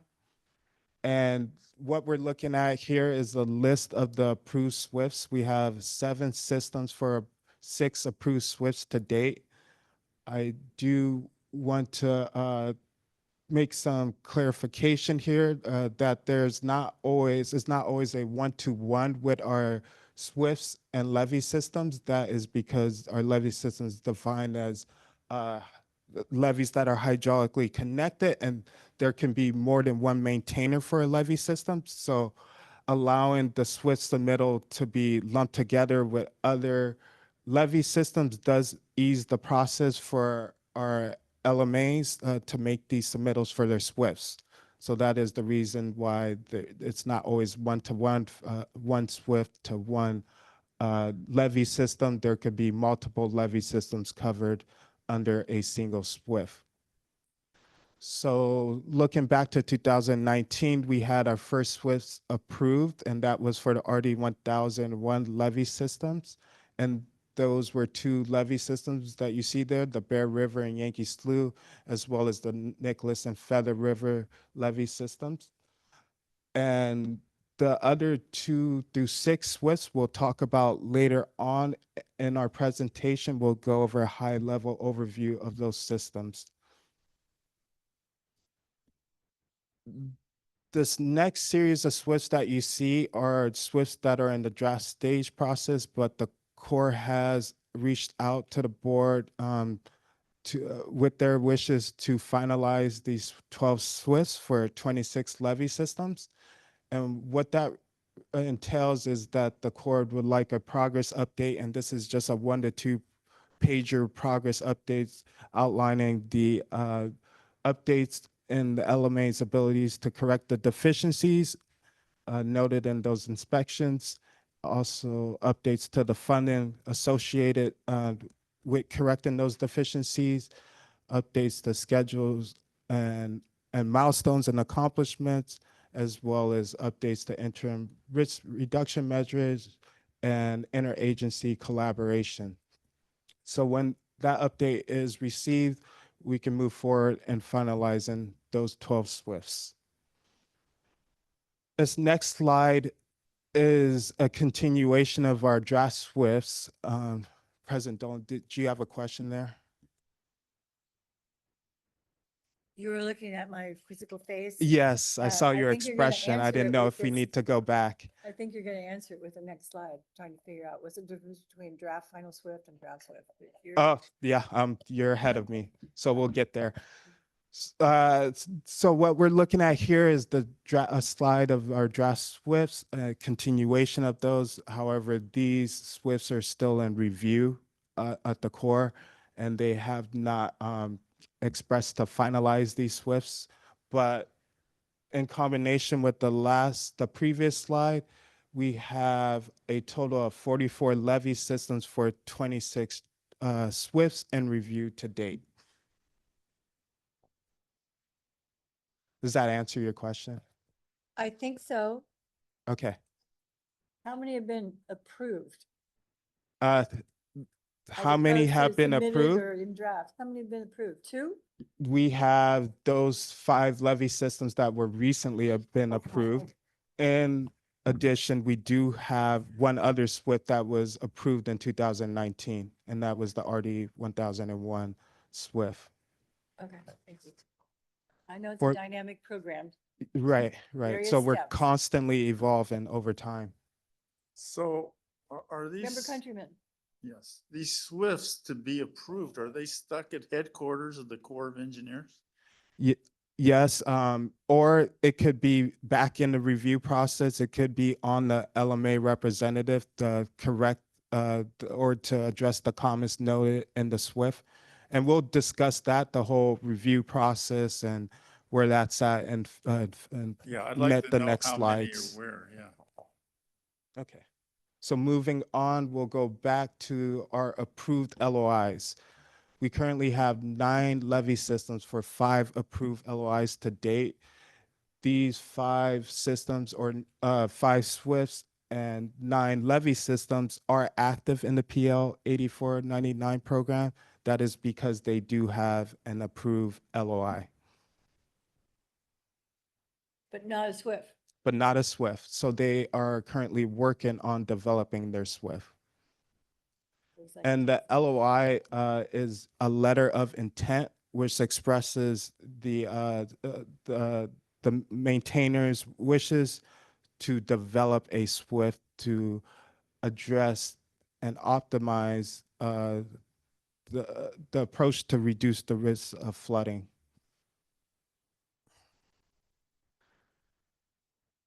Looking at the pending LOIs, we have 4 levee systems for 3 LOIs pending the Corps approval. So that means that the Corps is still reviewing these LOIs.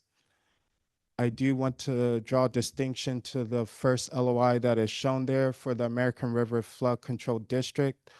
There are 2 systems that the board is the non-federal sponsor for, and those 2 levee systems are active in the PL 8499 program. due to passing a core inspection in 2010 with minimally acceptable ratings. However, those two systems are currently on the edge of eligibility since the Corps has recently re-inspected the levee system and found items affecting eligibility. So it will impact this levee district, but they have been proactive in establishing a LOI, and that is currently in review to be approved at a future date. So they will remain active in the PL 8499 program. However, the following two levee systems that you see there, the RD 2091 and RD 2063, Chasing Crow's Landing, and RD 2060, Hastings Track levee systems, those LOIs are currently in review. The RD 2060 Hastings Track is the last LOI the board staff has received as of this month. It's in review, and after it's been reviewed thoroughly and comments addressed, we will make a formal transmittal to the Corps for the Corps to review. However, that will come before the board as a consent item at an upcoming board meeting. And so we'll go ahead and talk about that in our next slide and what that process is to formally transmit those LOIs. Yes, President Dolan. Would you tell us, please, where those are located? 2091, 2063, 2060? Oh, you got They're me on the named but not- spot. Well, that is located in Hastings Track, the 2060. Hastings Track is located in what county? I I believe that would be in the Delta San Joaquin area, or is it Yellow Bypass? Solano. Hastings Yellow Bypass? Okay. Okay. I always like to have somewhat of a location. And Solano. 2060, Sorry, 2063 correction, Solano. Okay. is in Member Andrews? Stanislaus County, and I believe Chase is too, but I'm not 100% sure. Okay. Yeah, we do have maps of those. That should be in the briefing summary, and it would show you where those are located. But unfortunately, I don't have that particular map in this presentation. Okay, thank you. All right, so looking at the LOI flow chart, I will comment here. This is the current board stats procedure and how we transmit the LOI. It's not necessary requirement, but there are requirements in here that speak to the SWIP policy and what is required, such as the LOI checklist and step one of the process. And at the end of the process, there is requirement by SWIP policy for need for progress report and draft SWIP, but we'll talk about that as we go through the flow chart. Starting at step one of the process, board staff reviews the draft LOIs in accordance with the LOI checklist and the 6 criterias. And we'll look at those 6 criterias on the next slide. And when those LOIs do come in, they come into the deferred encroachment compliance section. That is the newest section at the board that has been established to address the needs of the LOI and SWIP program, as well as give assistance for PL 8499, and as well as assistance to our LMAs for help in addressing their encroachments. So we'll review that submittal, provide any comments. When those comments have been sufficiently addressed, we move to step 2 of the process. The LMA representative finalizes the LOI. And what that means is that they'll provide cover letters from all of the associated districts that acknowledge the finalization of the LOI and submittal to the board, and requesting that the board submits to the Corps for their review. Moving on to step 3 of the process, the board will draft their own cover letter acknowledging the finalization of the LOI and that it meets the criteria of the SWIFT policy, those 6 items identified that we'll look at the next slide. But it will also, board staff will also prepare the staff report, because this will be the transmittal will be a formal transmittal and requires board action. So it will be posted on an upcoming agenda for board meeting as a consent item. And when that consent item is approved, it delegates our executive officer to sign the transmittal letter and for board staff to move forward and formally transmitting the LOI package to the Corps for their review. Moving on to step 4 of the process, the Army Corps will review the LOI through their chain of command, providing comments to the board staff. As the non-federal sponsor, the board staff will provide those comments to the LMA representative. And when those have been sufficiently addressed, returned back to the Corps. And then also part of that process, board staff is also checking that all of the Corps' comments have been addressed so that we can eliminate any time in between with the back and forth. But obviously that's iterative process. And once it's been completed and the Corps will send their approval letter, once it's been approved all the way up to headquarters, they'll send their approval letter acknowledging the LOI has been approved and that there will be a need for progress report and draft SWIFT on those frequencies, which is shown to you in step 5 of the process. A year after approval, there's a need for a progress report to be submitted to the Corps. And 2 years from the date of the approved LOI, there's a need for a draft SWIFT. So here's the LOI checklist that you've seen in Stefan's presentation and with the 6 requirements, but I do want to show you that it is a checklist, so it really helps to expedite the review process, having it in this form. It's really streamlined and very easy. It has the right there you're seeing in the image on the right, bottom right, is a snippet from the LOI checklist, and it refers to item 5, the interagency collaboration. And there it has the general theme in front, but then there are additional follow-up questions that need to be addressed in the LOI. And it's as simple as yes or no is stated in there. And that's how we're reviewing the LOI. And this checklist is something that the Army Corps has provided for the reviews. Board member Countryman. What's necessary as far as the financial commitment portion of that? So for the financial commitment portion, what is necessary is that to show that there has been funding put aside to develop the SWIFT and to implement the SWIFT.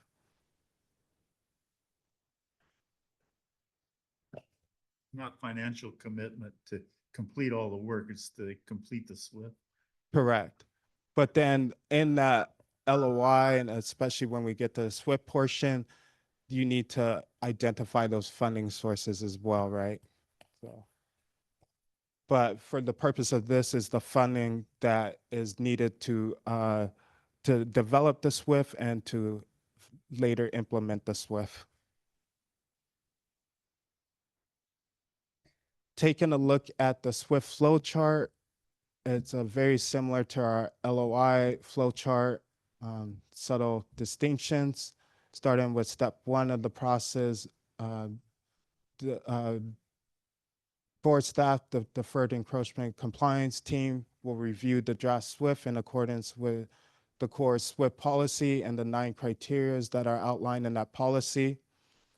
When board staff will provide any comments if necessary back to the LMA rep, and when those comments have been sufficiently addressed, we move to step 2 of the process. The LMA rep then provides their cover letters and expressing the district's intent for the board to submit the SWIFT to the Corps for its review. Board staff we'll then move to number 3 of the process. Board staff will transmit the draft SWIFT to the Corps for their review. This is different from step 3 of the LOI process, where it requires formal board action to transmit the LOI. Here, we do not, it does not require board action to transmit the draft SWIFT. It's simple as an email. The Corps will review that draft SWIFT through their chain of command, providing comments if necessary or when necessary. We then move to step 4 of the process. There can be some time in between the last review of the draft SWIFT and when the Corps expresses that they wish to finalize the SWIFT. So then they would ask for the progress update, and that can be a 1 to 2 pager that asks for updates to the progress and correcting deficiencies and fundings, et cetera, as schedule and milestones, as I spoke to earlier in the presentation. And so when that is received, we moved on to step 5 of the process. Board staff will then prepare its cover letter acknowledging that the SWIFT meets the criteria, the 9 criteria of the SWIFT policy, and also that LMAs will make progress in correcting deficiencies in the worst first approach. We also will acknowledge the finalization of the SWIFT, and then once that package is completed, we will transmit that to the Corps for their review. The Corps will review the draft SWIFT, moving on to step 6 of the process through their chain of command. And once the draft SWIFT is approved, the Corps will send their memo, and which would acknowledge the approval of the final SWIFT and also the requirement for progress report to be submitted every, let's go back a step. A need for a progress report to be completed every year, but a progress report is only required to be submitted to the Corps every 2 years after approval of the SWIFT.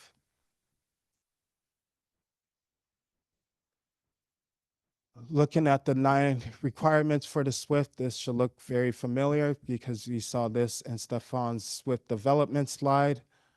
But at this stage of the process, and it's also very familiar to the 6 requirements of the LOI, but at this stage of the process, there's also a need for schedule and milestones to be identified within the SWIFT, as well as for a FEMA notification for levy systems that do have FEMA accreditations, but have unacceptable items that they are correcting through their SWIFT.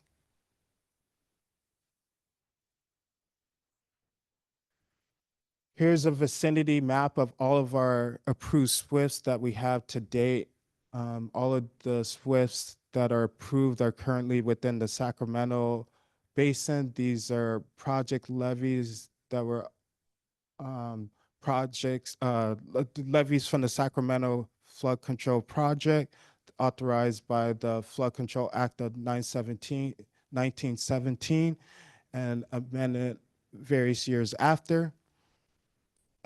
What you can notice too, there are towards the bottom right, there are the 2 RD 1001 SWIFTs that were approved in 2019. But for today's discussion, we'll focus on the 5 recently approved SWIFTs that we'll go over through our next slide. This is the RD 10 Honka Drainage Basin SWIFT that was approved on July 17th of this year. The levee system is approximately 25 miles of levee along the Feather River, Honka Creek, and Jack Slough in Yuba County.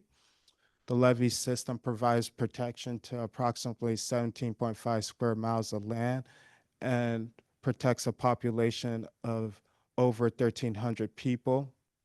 Levee systems maintained by RD 10, and per the 2013 periodic inspection report, 27 items, unacceptable items affecting PL 8499 eligibility were identified.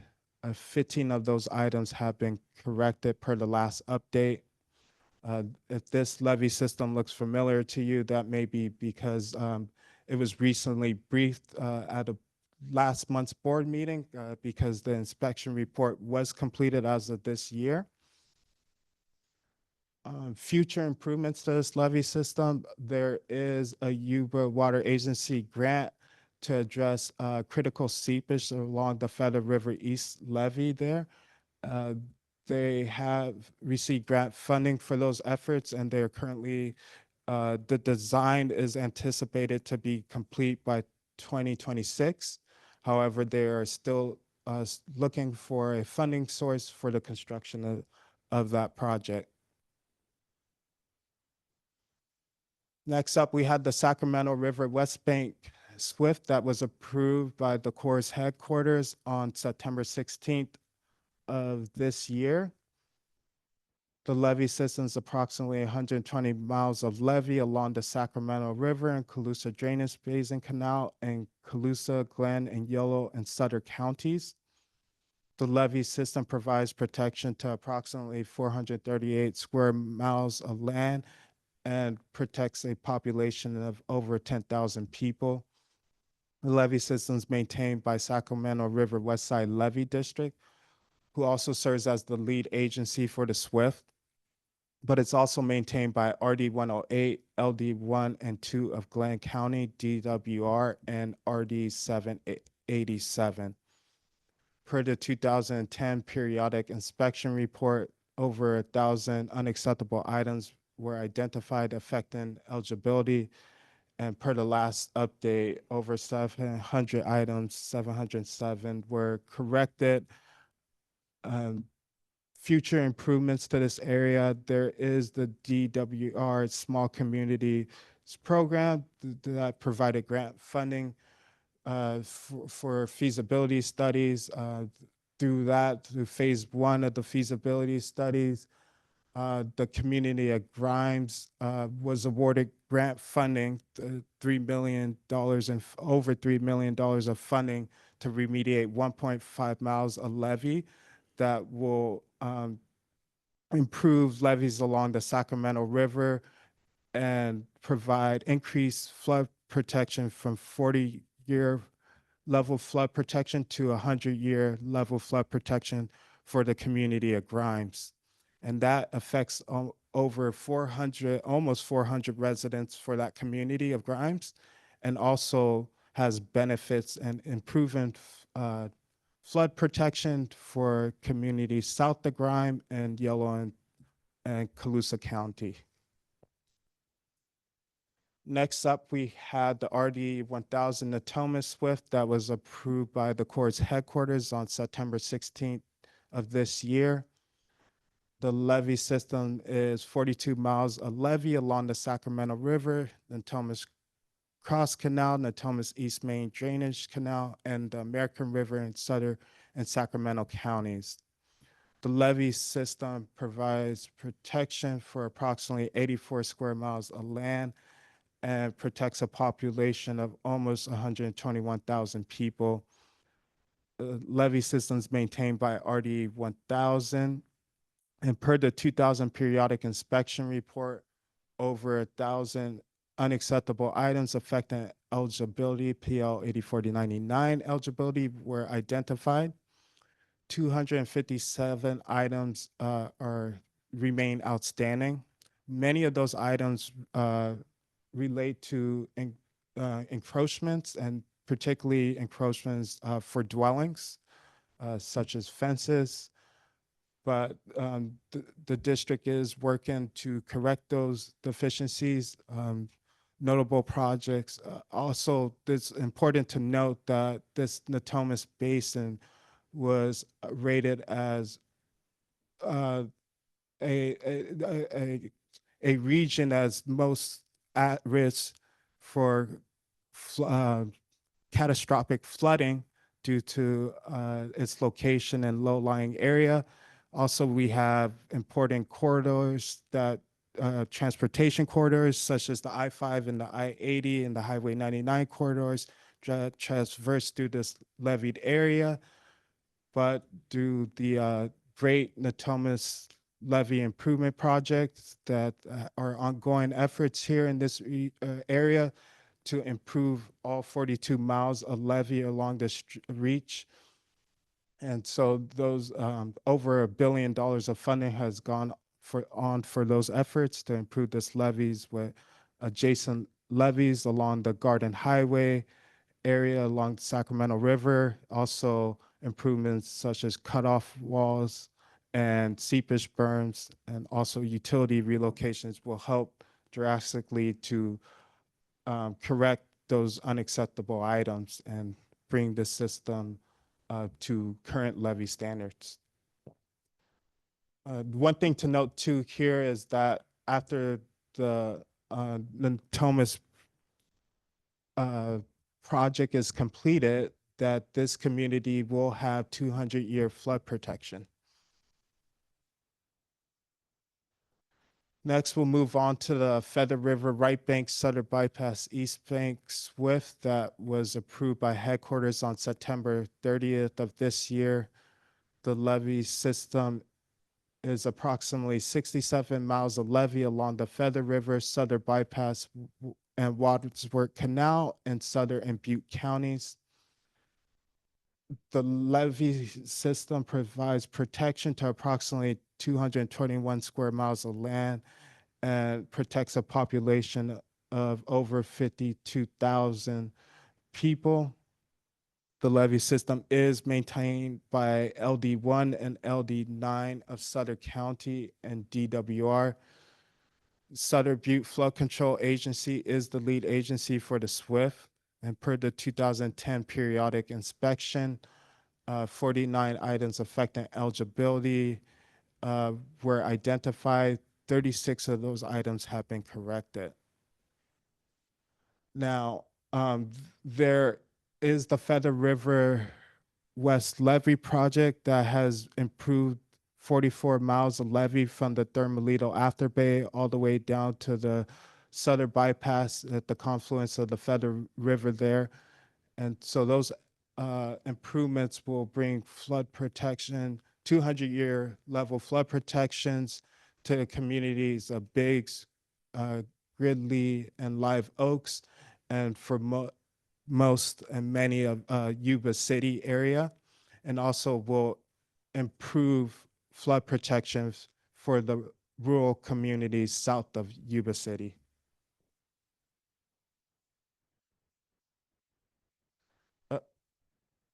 Next, we have the Cache Creek RD 2035 Willow Slough Bypass SWIFT that was approved by the Corps' headquarters on September 30th of this year. This levee system is approximately 27 miles of levee along the Cache Creek Settlement Basin, Yellow Bypass, and the Willow Slough Bypass in Yellow County. The levee system protects approximately 43 square miles of land and provides protection to almost 9,000 people. The levee system is maintained by RD 2035, who is the lead agency for the SWIFT, but it's also maintained by Yolo County and DWR.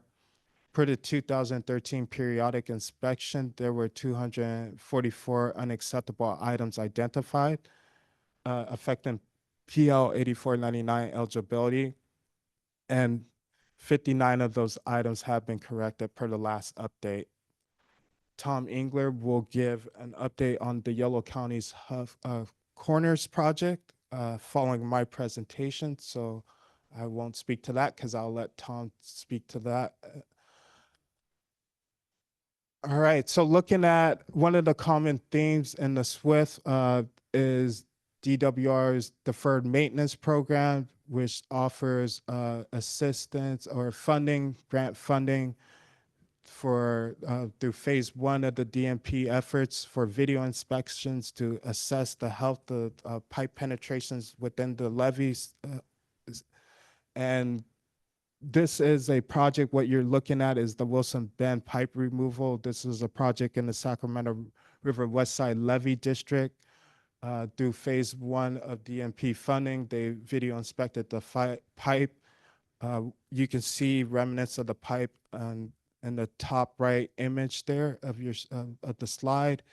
The pipe was a 24-inch through pipe through the levee.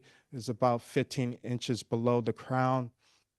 But through the inspection, they identified it was in a critical state and warranted its removal.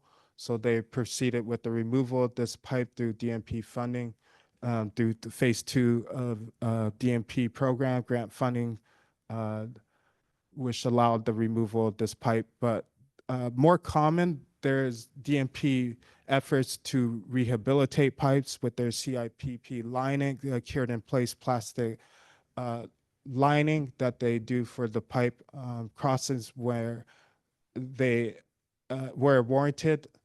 But that is a common theme, and I did want to highlight that through our splits. Also, through DWR efforts, there is the SDIR program, the Storm Damage DWR Emergency Repair.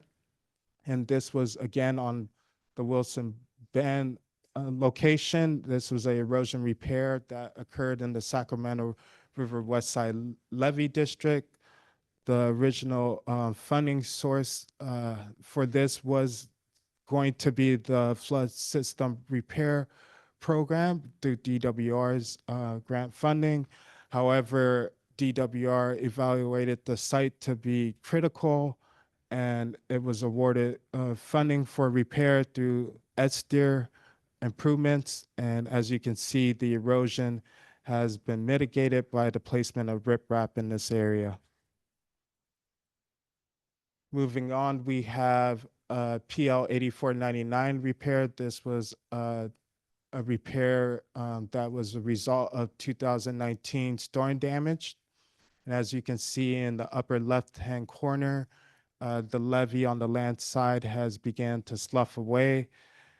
And in the bottom left-hand corner, you can see that DWR did interim measures to stabilize the failure by placing visqueen and sandbags on the location.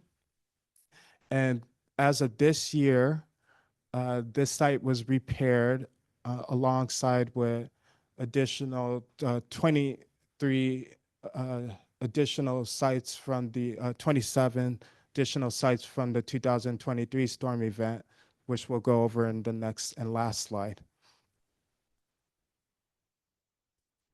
So what you can see here, this is a map of all of our systems that are in the, well, it's a map of our levee systems in relation to PL 8499 eligibility. But as you can see in the darker green shaded colors, those are our levee systems that are active in the PL 8499 program because they do have either a LOI or SWIFT. And then the lighter green shaded areas is reflective of the levee systems that are active in the program through passing a core inspection. So as I stated previously, there were 27 total sites that were identified as eligible for repair after the 2023 storm event. And of those, 24 sites have been repaired this year. So that was a very big effort. Along with the repairs of those 24 sites, there were also 6 sites from previous storm damage events, the 2017 and 2019 events. Those sites were repaired this year as well. And 3 sites out of the 27 sites for repair for the 2023 event will be repaired next year. There's one other thing I will like to point out here is that the stars that you see, the red stars that are shown on the maps are the 2023 repair sites. And so that concludes my presentation. Pending any questions? I do. I'm having difficulty comparing your colors of eligibility or activity with this map. So Okay. dark green, active with one of these. Right. Looks like all of it. Oh, maybe you can't see the lighter shade green, but in the Oh. bottom right hand of the screen on the first, yeah. There's only one that's inactive? No, there's actually Or active with 14 of our inspection? levee systems that are active in the program through passing a core inspection. And then And- just one that's not active? Glenn County's LD1? Yeah, there's more Oh, than I one. see. There's several of them that are non-active. There should be 32 of them if we went back and looked at our bar chart. But keep in mind, this graph is only really reflective of the Sac Basin and some of the delta there. Okay. I neglected to see there's some south. The additional maps from the San Joaquin basins are included in a brief and summary. Yep, okay. Well, there's, appears to be pretty active involvement in gaining eligibility and Right, it's an upwards trend, as you noted, from 2019 and 2017. We've constantly been making improvements. We're having more systems enter and participate in the SWIFT program and gaining eligibility in the PL 8499 program.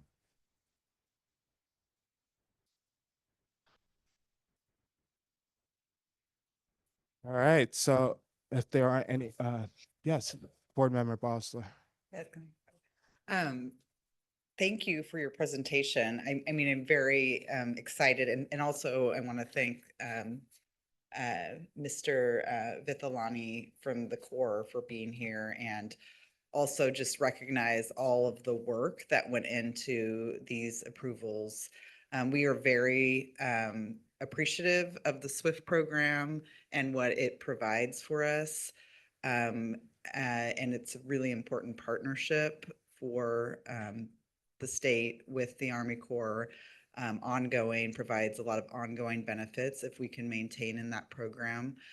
This is an area that every time we see inspection reports and we see a lot of these deferred maintenance issues, like it worries me that we are that not having enough funding to remedy those things is very penny wise and pound foolish because of the great benefits of being in the SWIFT program. And so that's just something as we work through this over the next couple of years, just like making sure that we are prioritizing, whether it's a budget ask or money that we already have, to make sure that we are prioritizing this program. So this is not the only place where we need to have maintenance, though. There are other maintenance requirements throughout the system. But these ones, I think it's just very penny wise and pound foolish if we're not dealing with some of the issues that make us ineligible from staying in this program. So appreciate the partnership with the Army Corps, and really this is a very valuable program to this part of the state, and we want to continue it and be able to keep as many levee systems as makes sense to be in it. Through the chair. thank you. Here. Member Grego? I just want to piggyback on Board Member Bosler's comments. I agree 100%. It's great to see this momentum. I guess my question is, are there barriers to keeping, the rest of the systems?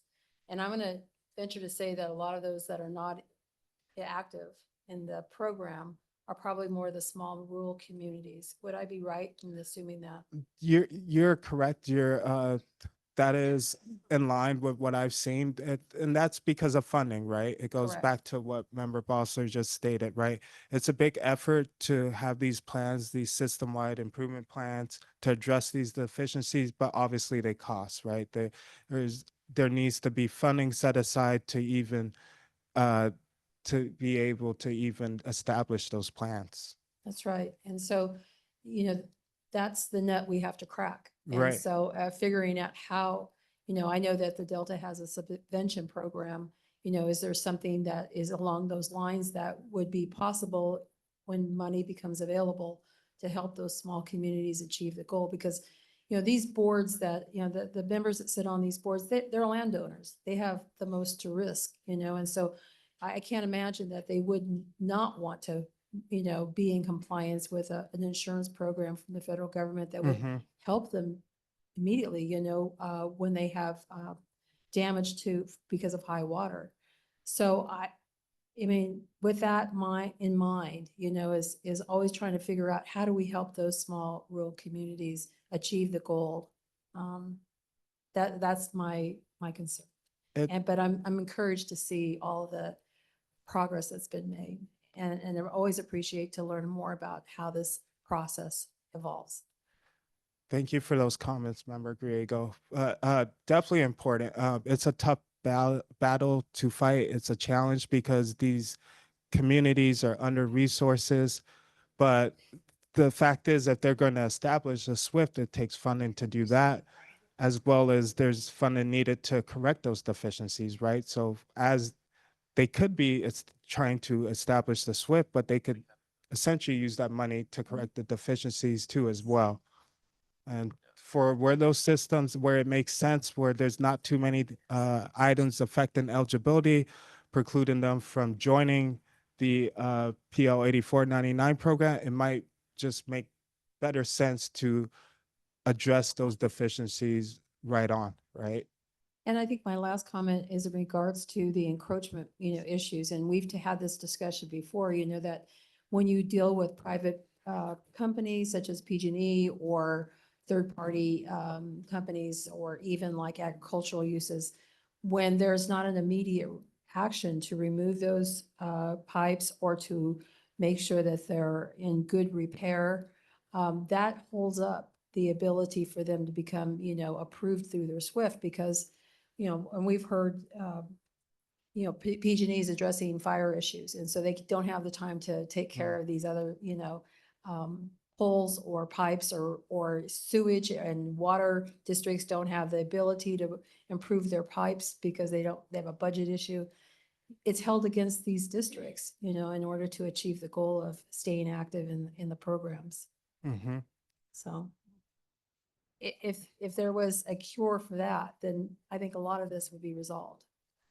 I think we kind of see it sometimes with the larger levee improvement projects, such as the Natomas project, as well as the Feather River West Levee project. And when those projects are undertaken, then whenever those utilities that are in conflict, it kind of triggers the need for relocation. And so they're being addressed, in the long-term events in combination with other projects, right?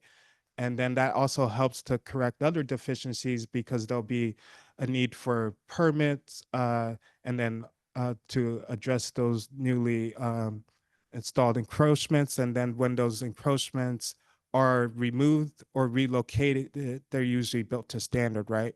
Correct. Thank you for the report today. Appreciate it. Thank you. All right, any other questions, or we will move on to our last presentation here. Well, you've So- certainly demonstrated that creating the deferred compliance program and having someone focused on it was essential for this to move forward, so we can improve old systems and have communities, people, and infrastructure be safe. Next time we ask you for a lengthy presentation, I think we'll give you a chair and a table. I will take that chair and table. Thank you so much. And Excellent. Well done. Thank you very much. There was a lot of work to put that into something that we can understand. I would Or like maybe to just me. extend that thank you, that appreciation to the whole team, because it's truly a team effort, with the board too as well. Enforcement section had a role in the PL 8499 program before the yes. deferred encroachment compliance section did not exist. So it's completely new section that enables us to focus our attention on meeting these goals and having more of our systems become active in the PL 8499 program, and by establishing SWIFTs to meet those objectives and reducing the risks of flooding. Thank you for bringing the enforcement section. It's essential to identify what the issues are. Mm-hmm. It also is critical to improve. Right, Yeah, right. thanks. All right, so without further ado, I would like to invite Tom Engler to end or conclude our presentation. No chair for you either. No chair for me, members of the board. Good afternoon, Thank you. Mr. Engler. Thank you for the opportunity to be here today. Before I jump into my presentation, I will say the funding has been critical to getting to where we've gotten today. Flood Maintenance Assistance Program has funding specific for LOIs and SWIFT, so that's helped a lot of districts get them on the board. And then also the extra O&M help that program's given us has helped a lot of districts knock a lot of things off the list. The program that I'm going to talk about in this presentation is the Flood System Repair Program. It's been grossly underfunded, but the little bit of money they have been able to get out the door has gone to some really good projects, including this Huff's Corner project that I'm going to talk about. So we really wouldn't be where we are today without the state funding programs. We know those are in jeopardy, so I just want to bring it up that they're very important. We need to do everything we can to keep those going. So Huff's Corner, this is an interesting project for me. The 2013 periodic inspection report, I've got the red arrow there on the left column showing the small segment, 0.6 miles of levee upstream of I-5 on the right bank of Cache Creek, protecting the city of Woodland and rural communities north of the city. You can see that encroachments, depressions, rutting, animal control are some of the U items. But most importantly for this is the Corps identified settlement. And, you know, you think about settlement and you think that a levee's settled over 50 or 60 years by a few inches. What you're seeing here on the right is the green line is where the top of the levee's supposed to be. The red line is the 1957 design water surface elevation, and that line at the bottom is the actual top of levee in 2013. So this is a little bit more than your normal routine sediment. Our levee was more than 3 feet too low for the entire reach, actually up to 4.8 feet too low for the entire reach. And this is considered a maintenance deficiency under the Corps inspection program. So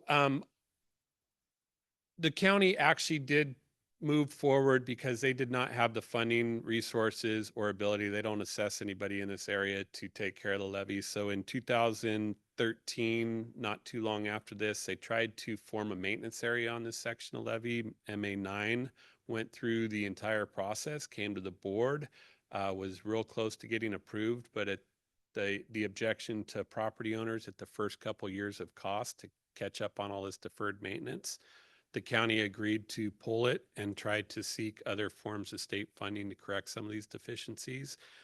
At this point, they're not planning to finish the maintenance area process, but they are planning to continue maintaining. I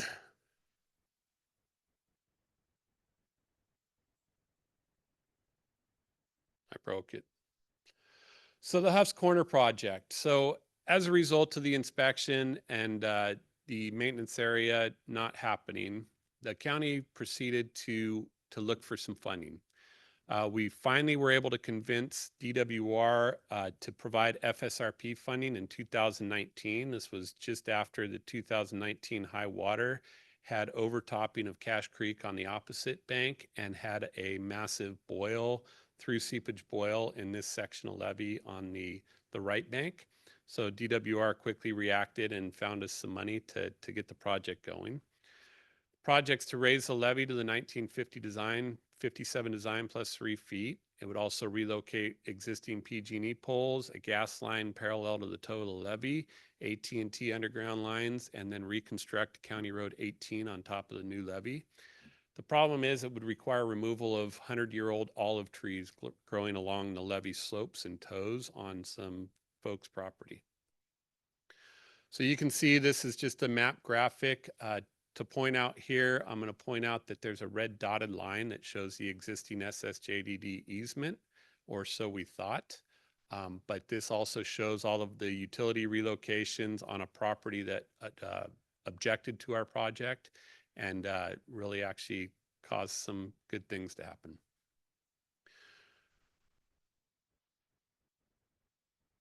Sorry. So when preparing the documents, the property owners objected. We actually had to take them to eminent domain. While preparing documents to begin those proceedings, we discovered that the San Joaquin Drainage District easement was never finalized in 1960. So the state actually got an order of possession, but never deposited funds or completed the process. And our attorneys raised our hands and went, whoa, we've got a problem. So we started looking back through the record and found a lot of documents of letters back and forth between the county, the state, Army Corps, back and forth. And it indicated that the Corps never constructed this portion of the project and it's not part of the federal project. So we raised that issue to the state and Corps, and everybody dug into the record and found some stuff out. So this is a section of levy that, for those of you who aren't aware, there's always been this question of why Section 8361 of the Water Code included all but 0.6 miles of the Cache Creek levee as part of the state 8361 facilities. Everybody went, why would you make the rest of the levees the state's responsibility and then carve out this small upstream portion, 0.6 mile portion? Well, this is going to answer those questions. So 8361, you can see the first bullet there. Paragraph M includes the levees of Cache Creek and the levees of the settling basin, excepting the portion of the southerly levee of Cache Creek lying upstream from State Highway Route 7, which is US 99. 99 is just upstream of the railroad and the section of levee we're talking about. We also found documentation that there was significant opposition by local landowners to reconstruction of the existing levee back in the 1960s. And so the Corps agreed to not construct that portion and have Yolo County operate and maintain that portion of levee in perpetuity, which is why it's not an 8361 facility. So these are more documents on what we found in the insurance agreement that the county signed with the state, saying that this section of levee was not part of the system, had specific stationing on the Corps as-builts. This is an actual Corps as-built drawing that I worked with board staff so we could highlight the areas that are and are not included. You can see the area in blue was a section removed from the federal project. The area in green was improved by the Army Corps and so is still considered part of the federal project. So we moved forward, revised our plans. The board was in the process of approving a permit for us because we were acquiring Sacramento San Joaquin Drainage District easement for the project, so we required a permit for that. The Corps did not require a Section 408 review because it's considered maintenance. So this was the permit 19665 that was issued in 2022, just before we found all these issues. So basically, we cut the project off just as the levee hits County Road 18. It actually helped us out quite a bit because the County Road 18 improvements as part of the project were really driving up the costs, were really complicated, and the majority of the PG&E gas and electric utility relocations and all of the olive trees were upstream of that, so we avoided all of those conflicts. These are the design plans. We tie the levee into Interstate 5, just south of Cache Creek, and made some improvements so the property owner would have turnaround and ramping. This is our typical design cross section. So you can see the hashed area at the bottom is the existing levee. The shaded area at the top is a new levee. So we completely tore down the existing levee, removing all the tree stumps. It had a lot of burrowing rodent activity over the years, which was what caused the flood fight in 2019. So we corrected all of those issues by tearing down and rebuilding the levee from scratch. So we substantially completed this last month on October 3rd. The remaining items are that we have to build a fence along the Caltrans edge of right-of-way, but they required a submittal on that and have not responded to our submittal, so we can't construct that fence. We're still waiting on that. The levee construction removed the old stumps and rodent burrows, as I mentioned. And there is a well encroachment that was identified on the periodic inspection report in 2013. That well was included on the original Corps as-built. It's included on these as-built, so it makes it an unpermitted but authorized encroachment. And so no Army Corps inspection items remain in this segment. The rest of these are just some photos of the completed levee from last month, and at the various stations, you can see that the one on the right there is looking upstream at County Road 18 and the raised levee ending at the edge of the county road. You can see the olive trees there that we were able to avoid having to remove. This is a ramp down to the property owner's greenhouse. The well is just off to the right-hand side of the picture. They are now all 10 feet from the levee toe. We have an access road at the levee toe and SSJDD easement to provide us access. And then just a couple more pictures of the improved levees. So we improved basically 3 of the 6/10 of a mile. Yolo County is our client. MBK Engineers was the design engineer. Nordic Construction was a contractor. So when I say we, I'm using we as collectively. And is the county doing the operation and maintenance? Yes, they are. They now have contracts in place for annual rodent control, bait stations on both the project levy and the portion that's now non-project levy. So that started last year. We also have contracts with the Yolo County Flood Control and Water Conservation District to do mowing and vegetation control for us. So yes, the operations and maintenance are occurring.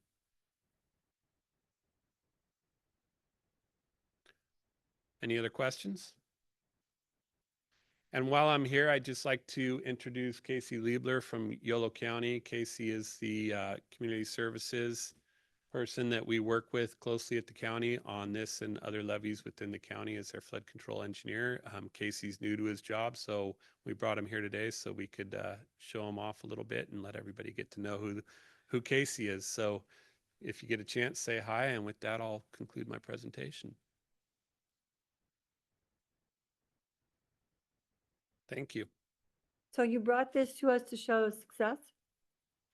I brought this to you for 2 reasons. One, to answer the age-old question of why this section of levy was exempted from We were losing sleep 8361. over that, so thank you for that. Yeah, that's been the most pressing question. It's been one of those things in the system that people have been asking since I started in Not the flood only one. control. It's like, why did these things be the way they are? And it generally, from what I've seen in other instances, it comes down to a property owner complains and so the government backs off.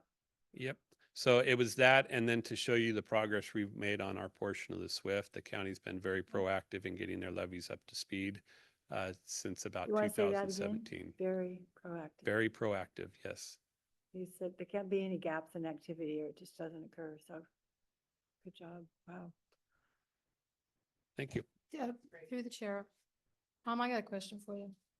So you mentioned that the property owners didn't want to be part of the system. They didn't want to be, that levy section of levy to be part of the system. Was there a specific reason why? You can look through some of the correspondence and there's various reasons why.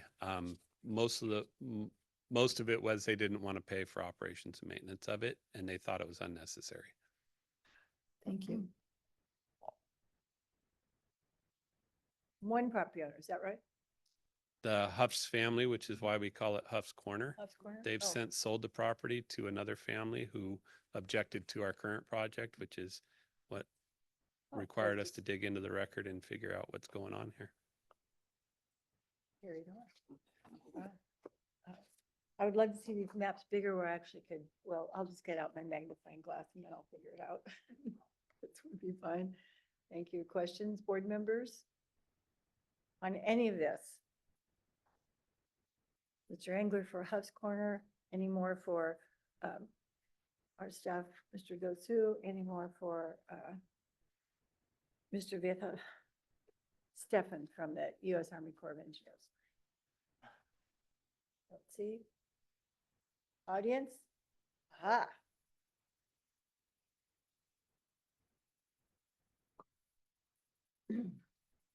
Megan Nagy, I didn't think you came just to watch. Megan Nagy, representing the Sacramento River West Bank levee system that Zubair presented. Sacramento River West Side Levee District and RD 108 maintain 3 of the 8 segments within that levee system. It's the largest levee system that we have. So we have 120-mile SWIFT. I just wanted to hit on a few things related to this. Zubair showed in one of his slides the increase in SWIFTs from 2017 to 2019 to 2024. A large reason for that has been two programs. One, the FMAP program, which has provided funding for folks to be able to create the SWIFTs and provide updates. But the other is the RFMPs, who have been able to go out to those rural communities that you talked about that are reluctant and express to them and spend the time and the energy to explain why these are beneficial. And so at least within our region, the ability for us to have our consultants have KSN go out and meet with those districts and explain the benefits that our district has had has been huge. And so I know I'm a broken record, but as these programs disappear, that ability to do that is also going to disappear as we move forward. So, we've got one more round of RFMP coming up, and that's going to go away. And that ability to maintain those connections is going to be difficult. We also received last week an email from DWR that the FMAP program is perhaps not going to be able to fund anything in 2025. That program not only funds the SWIFT, but it also funds our ability to be able to do more and to be able to make progress on the SWIFT. And so that, while it wasn't a definitive, we definitely won't be able to fund it, it sounded grim, and it is making us worried about our ability to make progress. So just wanted to bring that up.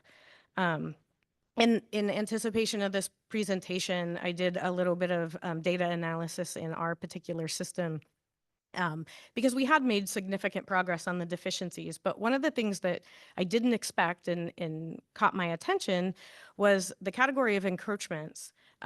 In 5 out of the 8 systems actually increased in deficiencies from 2010 to 2019, not decreased. All of the other categories went down, but encroachments went up.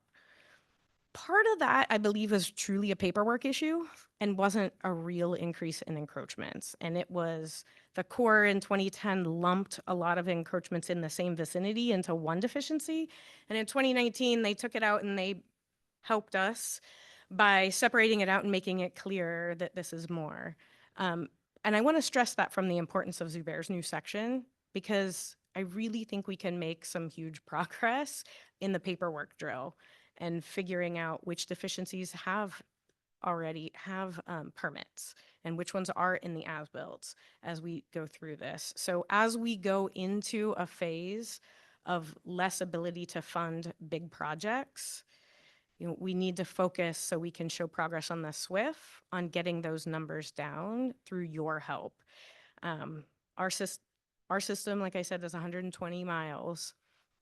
We only have about, less than 100 deficiencies that are things that the maintainers would do directly. And most of those are frankly already addressed because they're animal control or things we do on an annual basis. Whereas about 700 of those are encroachments. And so we're going to be looking for your help in being able to make progress on that SWIFT. This morning I was out on RD 108 levees before I came here because they're finishing up the PL 8499 repairs. And so it's just, it's really important to us to maintain that eligibility and not lose it as we move forward. Just since I've been here in the last 8 years, our area has gotten over $50 million worth of PL 8499. So it's really important to us. So we look forward to working with Zubair and your assistance as we move forward. Thank you. Thank you for emphasizing the importance of the programs and the efforts of the largest levy district. Member Bosler? I just was wondering if there was anyone from DWR online that could ask a question about the FMAP program for the 25-26 fiscal year. Well, there's a question for all of those who are logged on online. Any one of you, a DWR person who can answer questions regarding FMAP? Do we have Mark List in attendance or Dave Wilden? We got a lot of Michaels. Michael? But we don't have a lot of last names we have attached. a Mike Turner from FMO. No hands up. Oh, we have Mike. Is there a hand up? Is Mike Turner a DWR person who's brave enough to unmute? I can't see your I screen. mean, I It's too think dark. it could be a follow-up question, but We I, could but follow up. I, We'll you do a know, follow-up. the thing that I just heard in the Take notes. testimony was, you know, that DWR had recently sent out a note that there may not be any funding for the FMAP. And I'm just, you know, like, We it all would, saw that. like, this is the penny wise pound foolish, right? Like, this program has enabled sections of levy to come into compliance, to have authorized SWIFTs that are now participating in multi-million-dollar benefit to the state of federal monies. And so I just would hope, and maintenance, I mean, we have lots of deficiencies in funding across our system, but maintenance is one of the hardest because it's not, it's ongoing, it's needed, and we don't necessarily have as many places to go besides the state general fund, at the state level anyway. And so that's always like, you know, so we just need to make sure that somewhere we're like on the list to get some money if there is one-time money available.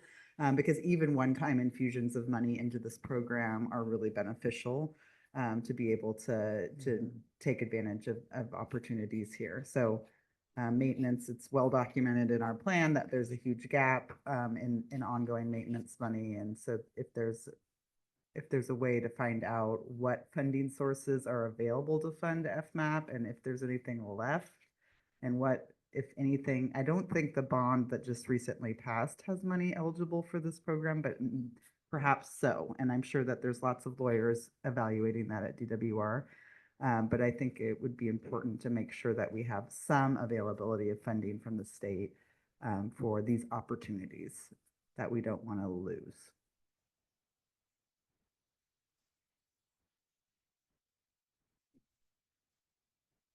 I know you're taking notes, Mr. Dosu. It seems to me that maybe what you just said out of the transcript, we could just send around. Oh, our board's attorney, Mr. Dua, Thank you, you got a President Dolan. solution?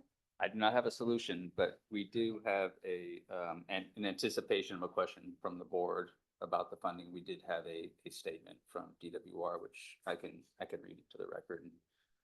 So it says, funding for programs across state agencies is currently being looked as potential components of the California budget solution. Since agreements are being formulated for the flood maintenance assistance program, the department felt it was important to inform local participants of the potential change in funding. Nothing has been decided yet, and DWR will notify all parties of any changes to the program's funding as decisions on the budget solution are finalized. I think there's two people here present, maybe more, but two others because we're in local government. When you say looking at solutions to the budget, doesn't mean adding funds. Okay, who's gonna get cut? What's gonna happen? It Hopefully tends it not to means- be surgical. So you look at where our lives, property, infrastructure are going to be protected. It's just like, you know, here's somebody that's got a little bit more money than someone else, so we'll take it. I know that doesn't sound great and I'm probably gonna get in trouble, but that's the way it goes. I know the budget situation is very challenging, very challenging. Hopefully Board it Member means, Boz hopefully is exactly it means right. preserving. Other speakers, when we can do things that make things improved so that people's lives and communities are safer, then that's what we should be doing. And that's the message we have to continue to get across. I feel sorry for everybody who's in that spot of having to look at the budget that looks bleak. But been there, done that. Didn't cut stuff that was important. Well, it's all important, but some is like critical, and this is it. Well, and it's that added element of leveraging other As well. funding. So the Thank you. dollar is not just the dollar spent, it's multiples from being eligible ongoing. If any emergency happens, you know, it's just another, and there's actually, if you've probably seen articles about, different ideas for federal disaster Mhm. funding, and there's a lot of speculation and potential changes afoot at the federal level. This is an emergency mitigation, like funding source for our systems that is ongoing if you're in the system. And so that's where I think this is different than a dollar spent maybe in different areas. And I don't, it's a nuance. Leverage. Some money creates money from another source, creates money from another source. Thanks for bringing that up. That's really what happens. Board members, any more bad news, Mr. Duo? Don't pick it up at that. Audience members, any hands up? No? Wow. That's a lot. Thank you very much. Very important. I'm glad that this is on the agenda, and it won't be the only time that it is. The efforts for this program are essential. And I guess what I worry about is sometimes programs start. This is going to be the great new thing that we all do. And SWIFT is supposed to be that, but at some point it kind of fades out. And this is one that should not fade out, but grow. Exactly. And that's up to us. Right. Well, thank you for those comments there. But as Stefan alluded to, there is a way that the SWIFT does phase off, and that's by correcting those deficiencies, right? So we're trying to get that goal of reducing the risk of flooding for those areas by making our levees comply to the Army Corps standards. That is the ultimate goal, and that's what it will create. We're a ways away. Mm-hmm. Where I there's a think will, it's going there's to a take way. longer than another 10 years. Well, thank you. Yeah, no, we thank you. Okay. Move on. Just for today. Thanks for that. Mr. Leaf, would you like to present the 2025 potential board calendar? Yes. Included in your packages is the draft calendar for 2025. This is item number 9C, just right in order. As we have done recently, board meetings will be the fourth Friday of each month, except for November and December, where the dates are adjusted for the holidays. We are anticipating board workshops in the even months next year, which is generally the second Friday of the month, except for December, which is the first Friday. We have coordinating committee meeting on odd number of months on Tuesdays, on the fourth Tuesday of each month, except for November. Go back to Sam. Oh, that's an even. That's an even. We do not yet have advisory committee meetings scheduled. Those will be added as we identify those dates. And additionally, if we have need for an additional workshop, we'll add an additional workshop. This is Member information. Bosler? I just have one request. Is it possible that you could put a calendar for 2025 together of all of the important water meetings and conferences and key places that, just so we have for planning purposes and for those of us that may want to attend and learn. We'll see what we can do. Oh, that's a good idea, because we think of things, water education, APIC, this and that, Central Valley Flood Control Association. Yeah, things that are evergreen, that are evergreen, that there's those, There's I always don't something. expect you to have a magic ball about things that we don't know about, but just the things that are on the flood circuit. Noted. Did you say noted or we'll Noted. try? Noted. I said noted. We will try. Okay, got that. So this one is board. These are things that the board needs to be aware of and to be present, not necessarily absolutely be present at coordinating committee, but it's always very helpful, but to be as present as possible here. And then it's on your board president, not to change it around. That surprise there, but the November, December months are challenging because the holidays take away almost half of the month to do meetings. Okay. Mr. Country. Historically, we approved this. This is informational, so we're Okay. not asking for approval. Oh, I see. Read your agenda again, Jane. Will do. All right, information. Thank you for putting that together. Mr. Countryman has a question. Oh, Member Countryman? Is there any inclination at this point or planning around Micah. having, whoops, planning a workshop on the American River? We've got quite a few requests for that. I just wonder what the status. We have, I've been given statements that were approved by lots of people that I gave at 3 board meetings, that when it is appropriate, the board's going to have public sessions on that. But to have something in advance of the actual design is, so I don't know what it will be. And we when- also said there would be no construction in the year 2025. So it's the urgency to have that discussion is probably not tomorrow, but we'll do it. We'll do it. Okay, I'm just getting a little frustrated that we're not receiving any feedback on what the response to comments is at the core. I think at the last board meeting, I asked about this. What is the current schedule to have the core comments complete? A response to comments complete?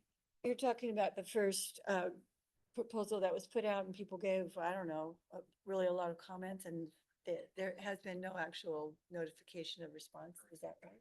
Who wants to take that on? Oh, bless your heart. Andrea Buckley, Deputy Executive Officer of the Board.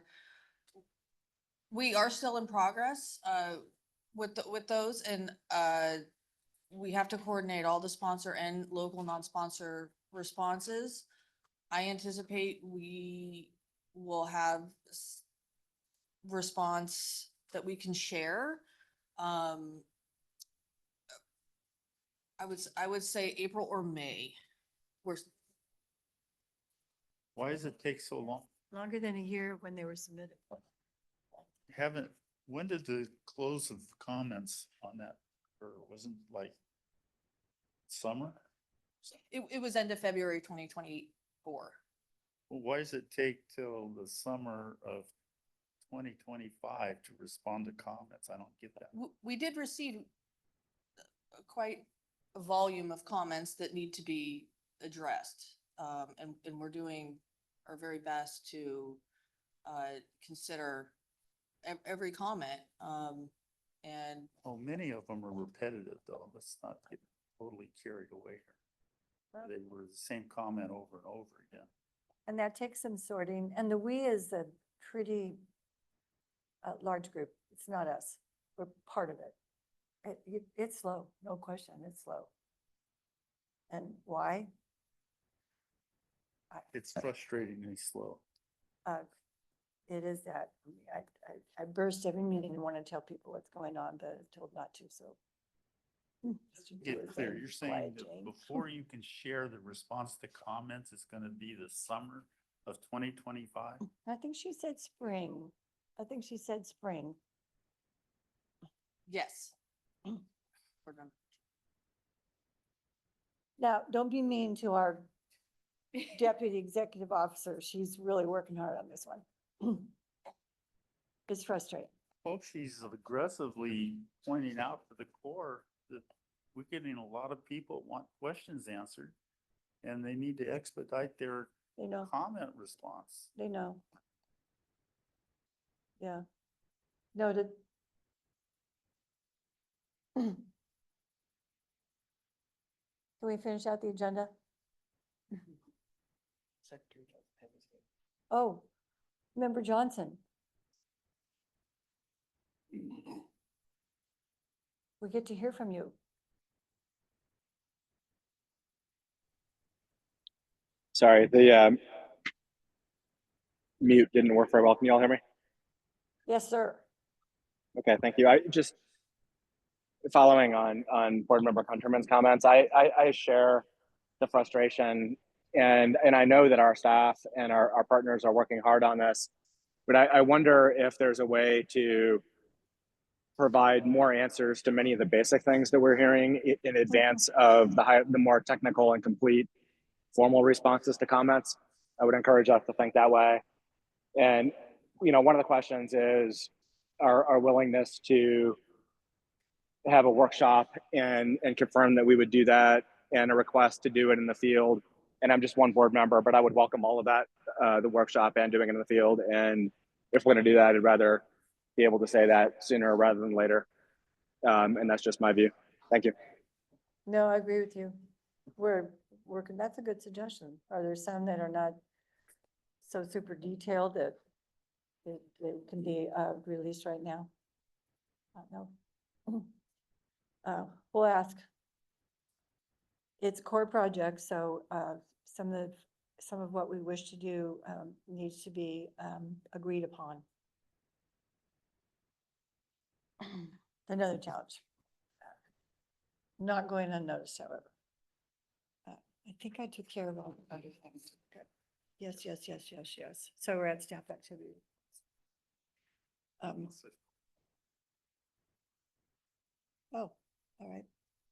Is there any public comment on the matters that we've just heard? Except for what Member Johnson said. Okay, thank you. Item number 11, staff activity reports. We've received written reports of monthly activities and work of our executive and administrative staff, operations, flood system improvement, natural resources management planning. Do any board members want to highlight or ask a question on any part of that? Member Countryman?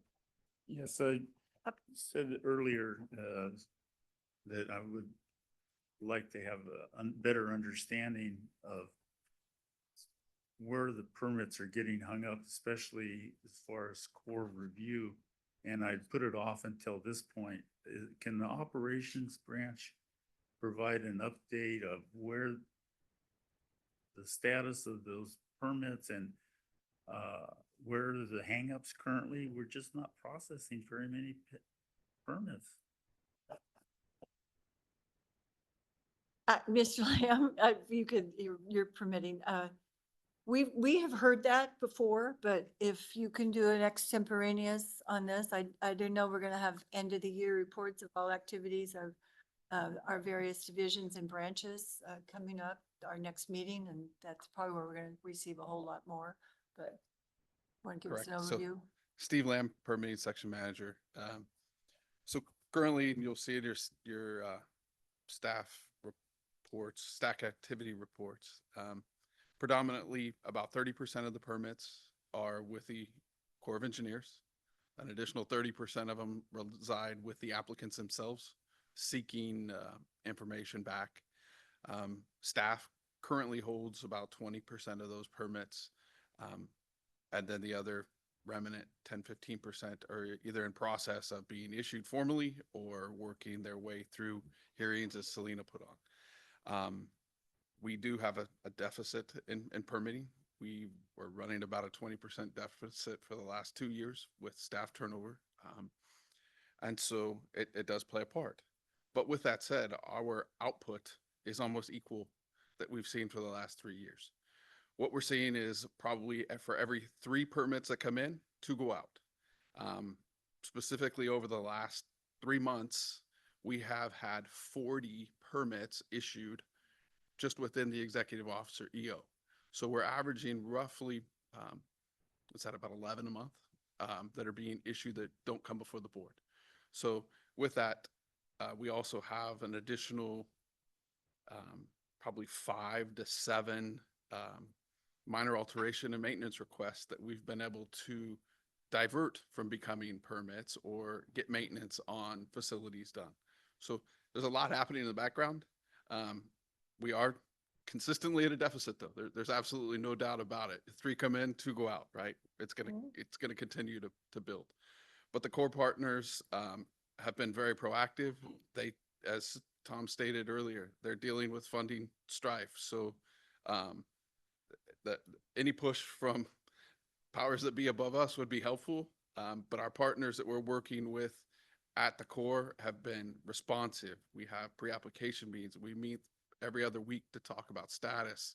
And so I think they have their challenges internal as well. I want to definitely give a shout out to them. They're doing what they can with what they have. If there's anything that we can do to help facilitate pushing that, we will. Well, I think you're being kind to the core.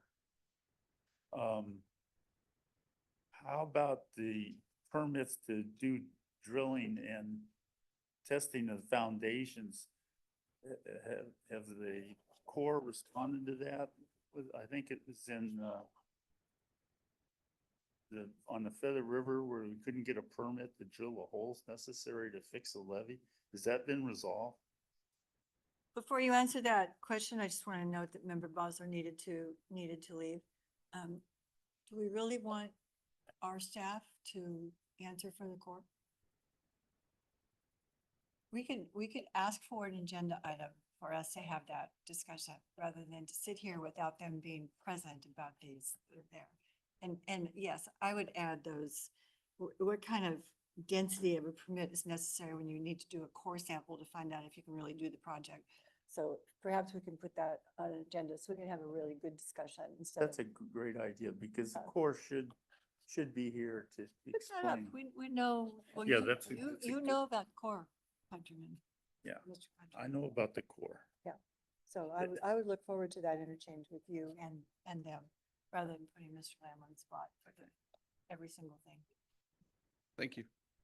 Yeah, I know, I'm pointing out that there have been vacancies and they're not being filled, and that's not our problem. That's because we're told not to do it, so all of a sudden you have the same amount of work, fewer people. That's an equation that slows things down. So the fact you can do it with 2 out when you get 3 in is amazing. I'm in awe of the work you do. Thank you. And And we I'm saw this- impressed with our team. I mean, it goes I am, we across the saw this board. one today about a railroad bridge. That's not a little thing. I can see why that took more than a week. And that's, that's part of what we do, right? Quality over quantity. I want to, it's important to get them out. But to bring something to a hearing, Selena has been herself and Humberto the month before. We have to put stuff off to get prepared to do this right. And so it's time. And we pride ourselves on doing the right thing, not the fastest thing. And sometimes it's a difficult conversation. It's not always the best conversation, but I appreciate your guys' support. I appreciate all of your support. I'm sorry. You get a gold star on that one. I just told him I'm not a guy. That's okay. Thank you. Thank you for that. I'll give this to Mr. Leaf and Ms. Buckley to figure out when it would be appropriate to do that, probably at a workshop level. So it's not going to be at our board picnic. Board comments on upcoming committees and updates? Anything going on? Okay. Upcoming meetings, board workshop on December 6th in this room here. Is that when you go to lunch afterwards? Are we allowed to say that? Okay. Is that the workshop when each of our divisions and branches provide their year-end information? Yes, it's the year in review. Okay. The board workshop, December 6th, is the year-end review. So that's a good one with our staff. And then our board business meeting on December 13th. Coordinating committee meetings, as said, will resume in January. And our next, apart from the December, our next 2025 board meeting will be January 24th. I'm having a hard time saying 2025. How did that come upon us so much? All right, any public comments on what has been said in the last 5 minutes? Mr. Wright, are you a member of the public? Michael Wright, Chief Engineer. No, I'm not a member of the You're allowed to public. talk anytime you want to. I did have a comment to go back on Board Member Countryman's Aren't you brave? request. I have been in contact with Core 408 staff working on joint presentations. Today's SWIFT presentation was one of those we've been talking about. And we are talking about a 408/permitting joint presentation. Originally targeting January or February, depending on budget and the Corps' availability, it could push to March, but we are in coordination and working on that. Thank you. If I did not see that you wanted an answer when I was trying to truncate it, I apologize. Thank you very much. Anyone else want to say anything for the good of the order? There's no closed session, so no closed session report. Meeting adjourned. Thank you.